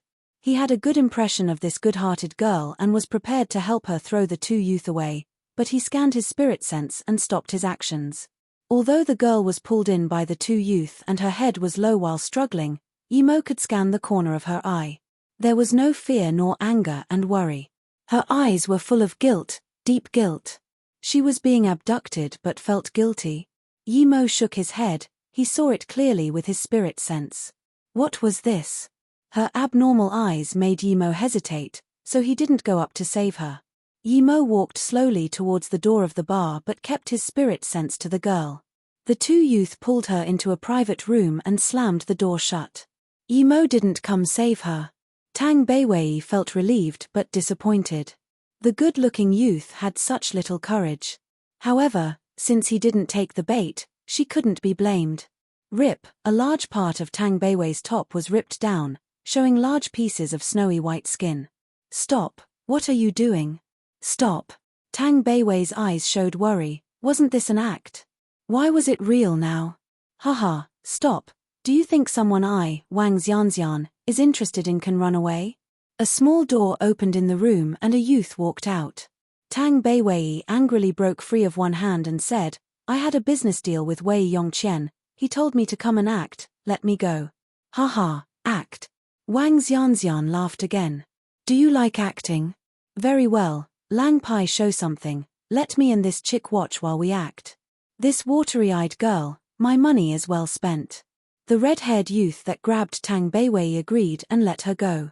Then, he took out a remote and the TV immediately showed a pair of nude male and female, yelling and moaning.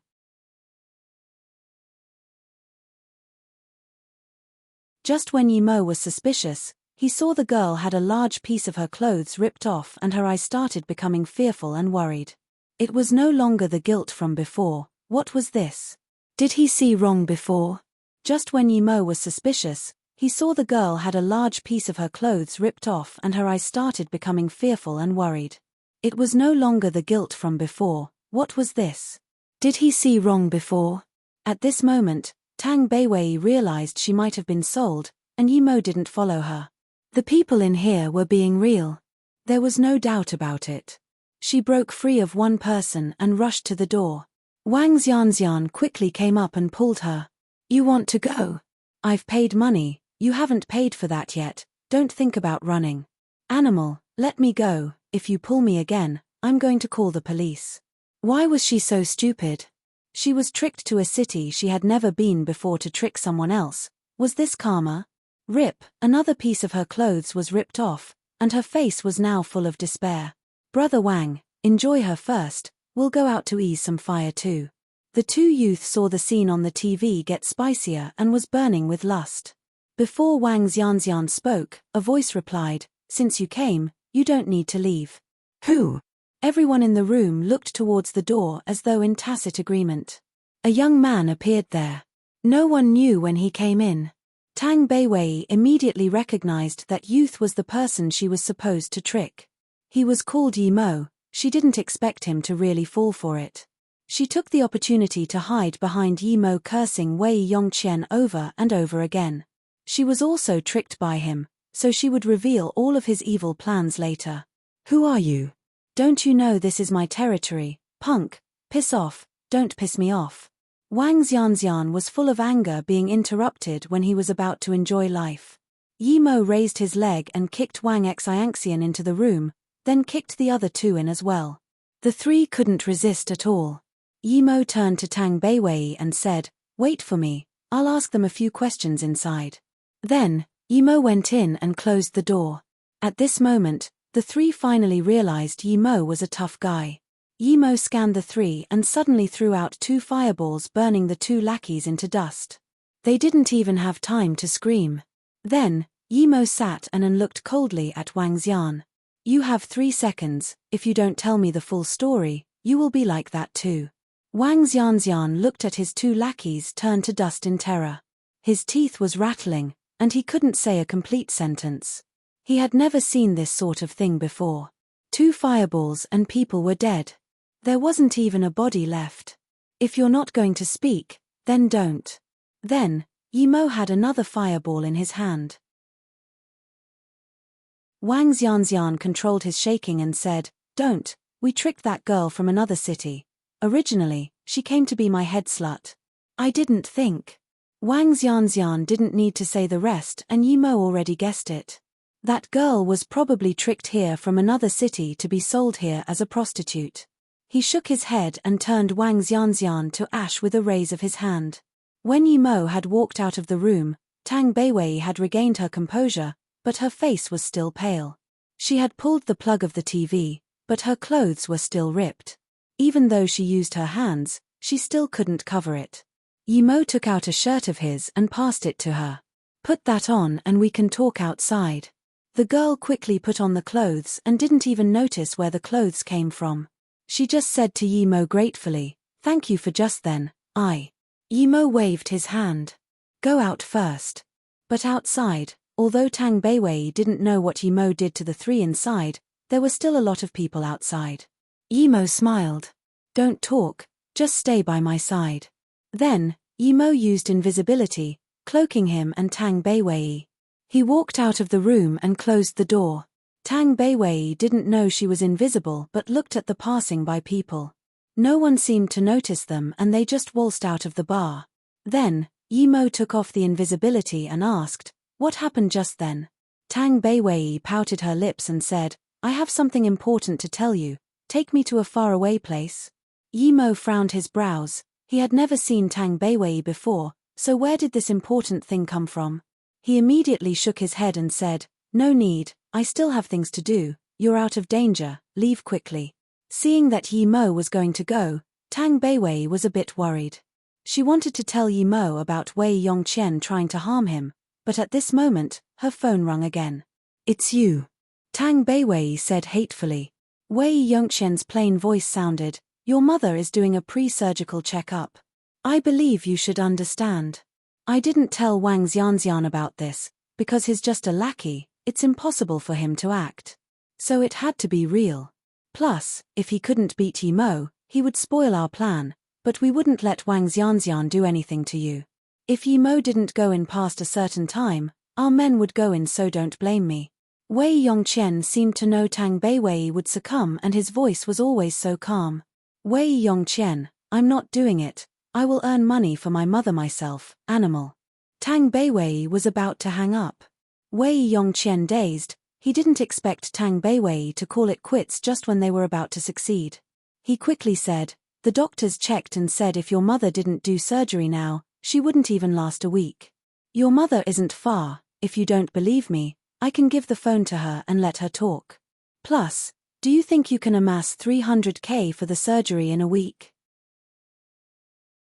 "Stop dreaming, you have succeeded half now, You just need to bring him to the place on the 27th, and your mother would be saved. Think about it. If you regret it, your mother will leave the surgical table immediately. Tang Beiwei helplessly put down the phone and looked at Yi Mo, who was not far away. She couldn't calm down at all. If she regretted, she would be giving away her mother's life. Just thinking about her mother's thin like stick body gave her pain. Her mother was like that due to her. How could she kill her mother's last hope for survival? Yi Mo looked at Tang Beiwei. This girl was strange. He saved her, but she didn't leave and still stayed here being indecisive. Tang Beiwei hesitated for a long time. Her love for her mother took the upper hand. She had a good impression to Yi Mo. If possible, she would give her first time to him to repay him saving her life. Plus, she believed Yi Mo wouldn't be in danger even if she brought Yi Mo there. She didn't believe Wei Yongqian dared to kill. Tang Beiwei chased up to Yi Mo and worriedly said, "Brother, thank you for saving me, but I'm still a little scared, and I don't have money on me, not even money for a ticket." Yi Mo studied Tang Beiwei. She did look not very wealthy and her phone was very old-styled too. He really didn't know why she came here. "I don't have money either, I can't help you with this."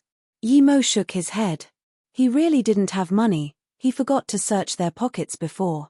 Tang Beiwei looked at Yi Mo's clothes, it wasn't bad. How could he not have money? But since she made up her mind, she couldn't go back again. She quickly said, "Big brother, I need to go to my grandma. As long as I go to her place, I will have money to go back." Yi Mo looked at Tang Beiwei. He had this constant feeling that this girl was acting weird. She had escaped death, but why did she keep sticking to him? Plus she had those weird eyes before. Seeing Yi Mo not talk, Tang Beiwei's pale face was a little red. She quickly said, "Big brother, sorry, I really don't know anyone here. You saved me, I should leave immediately, but I..."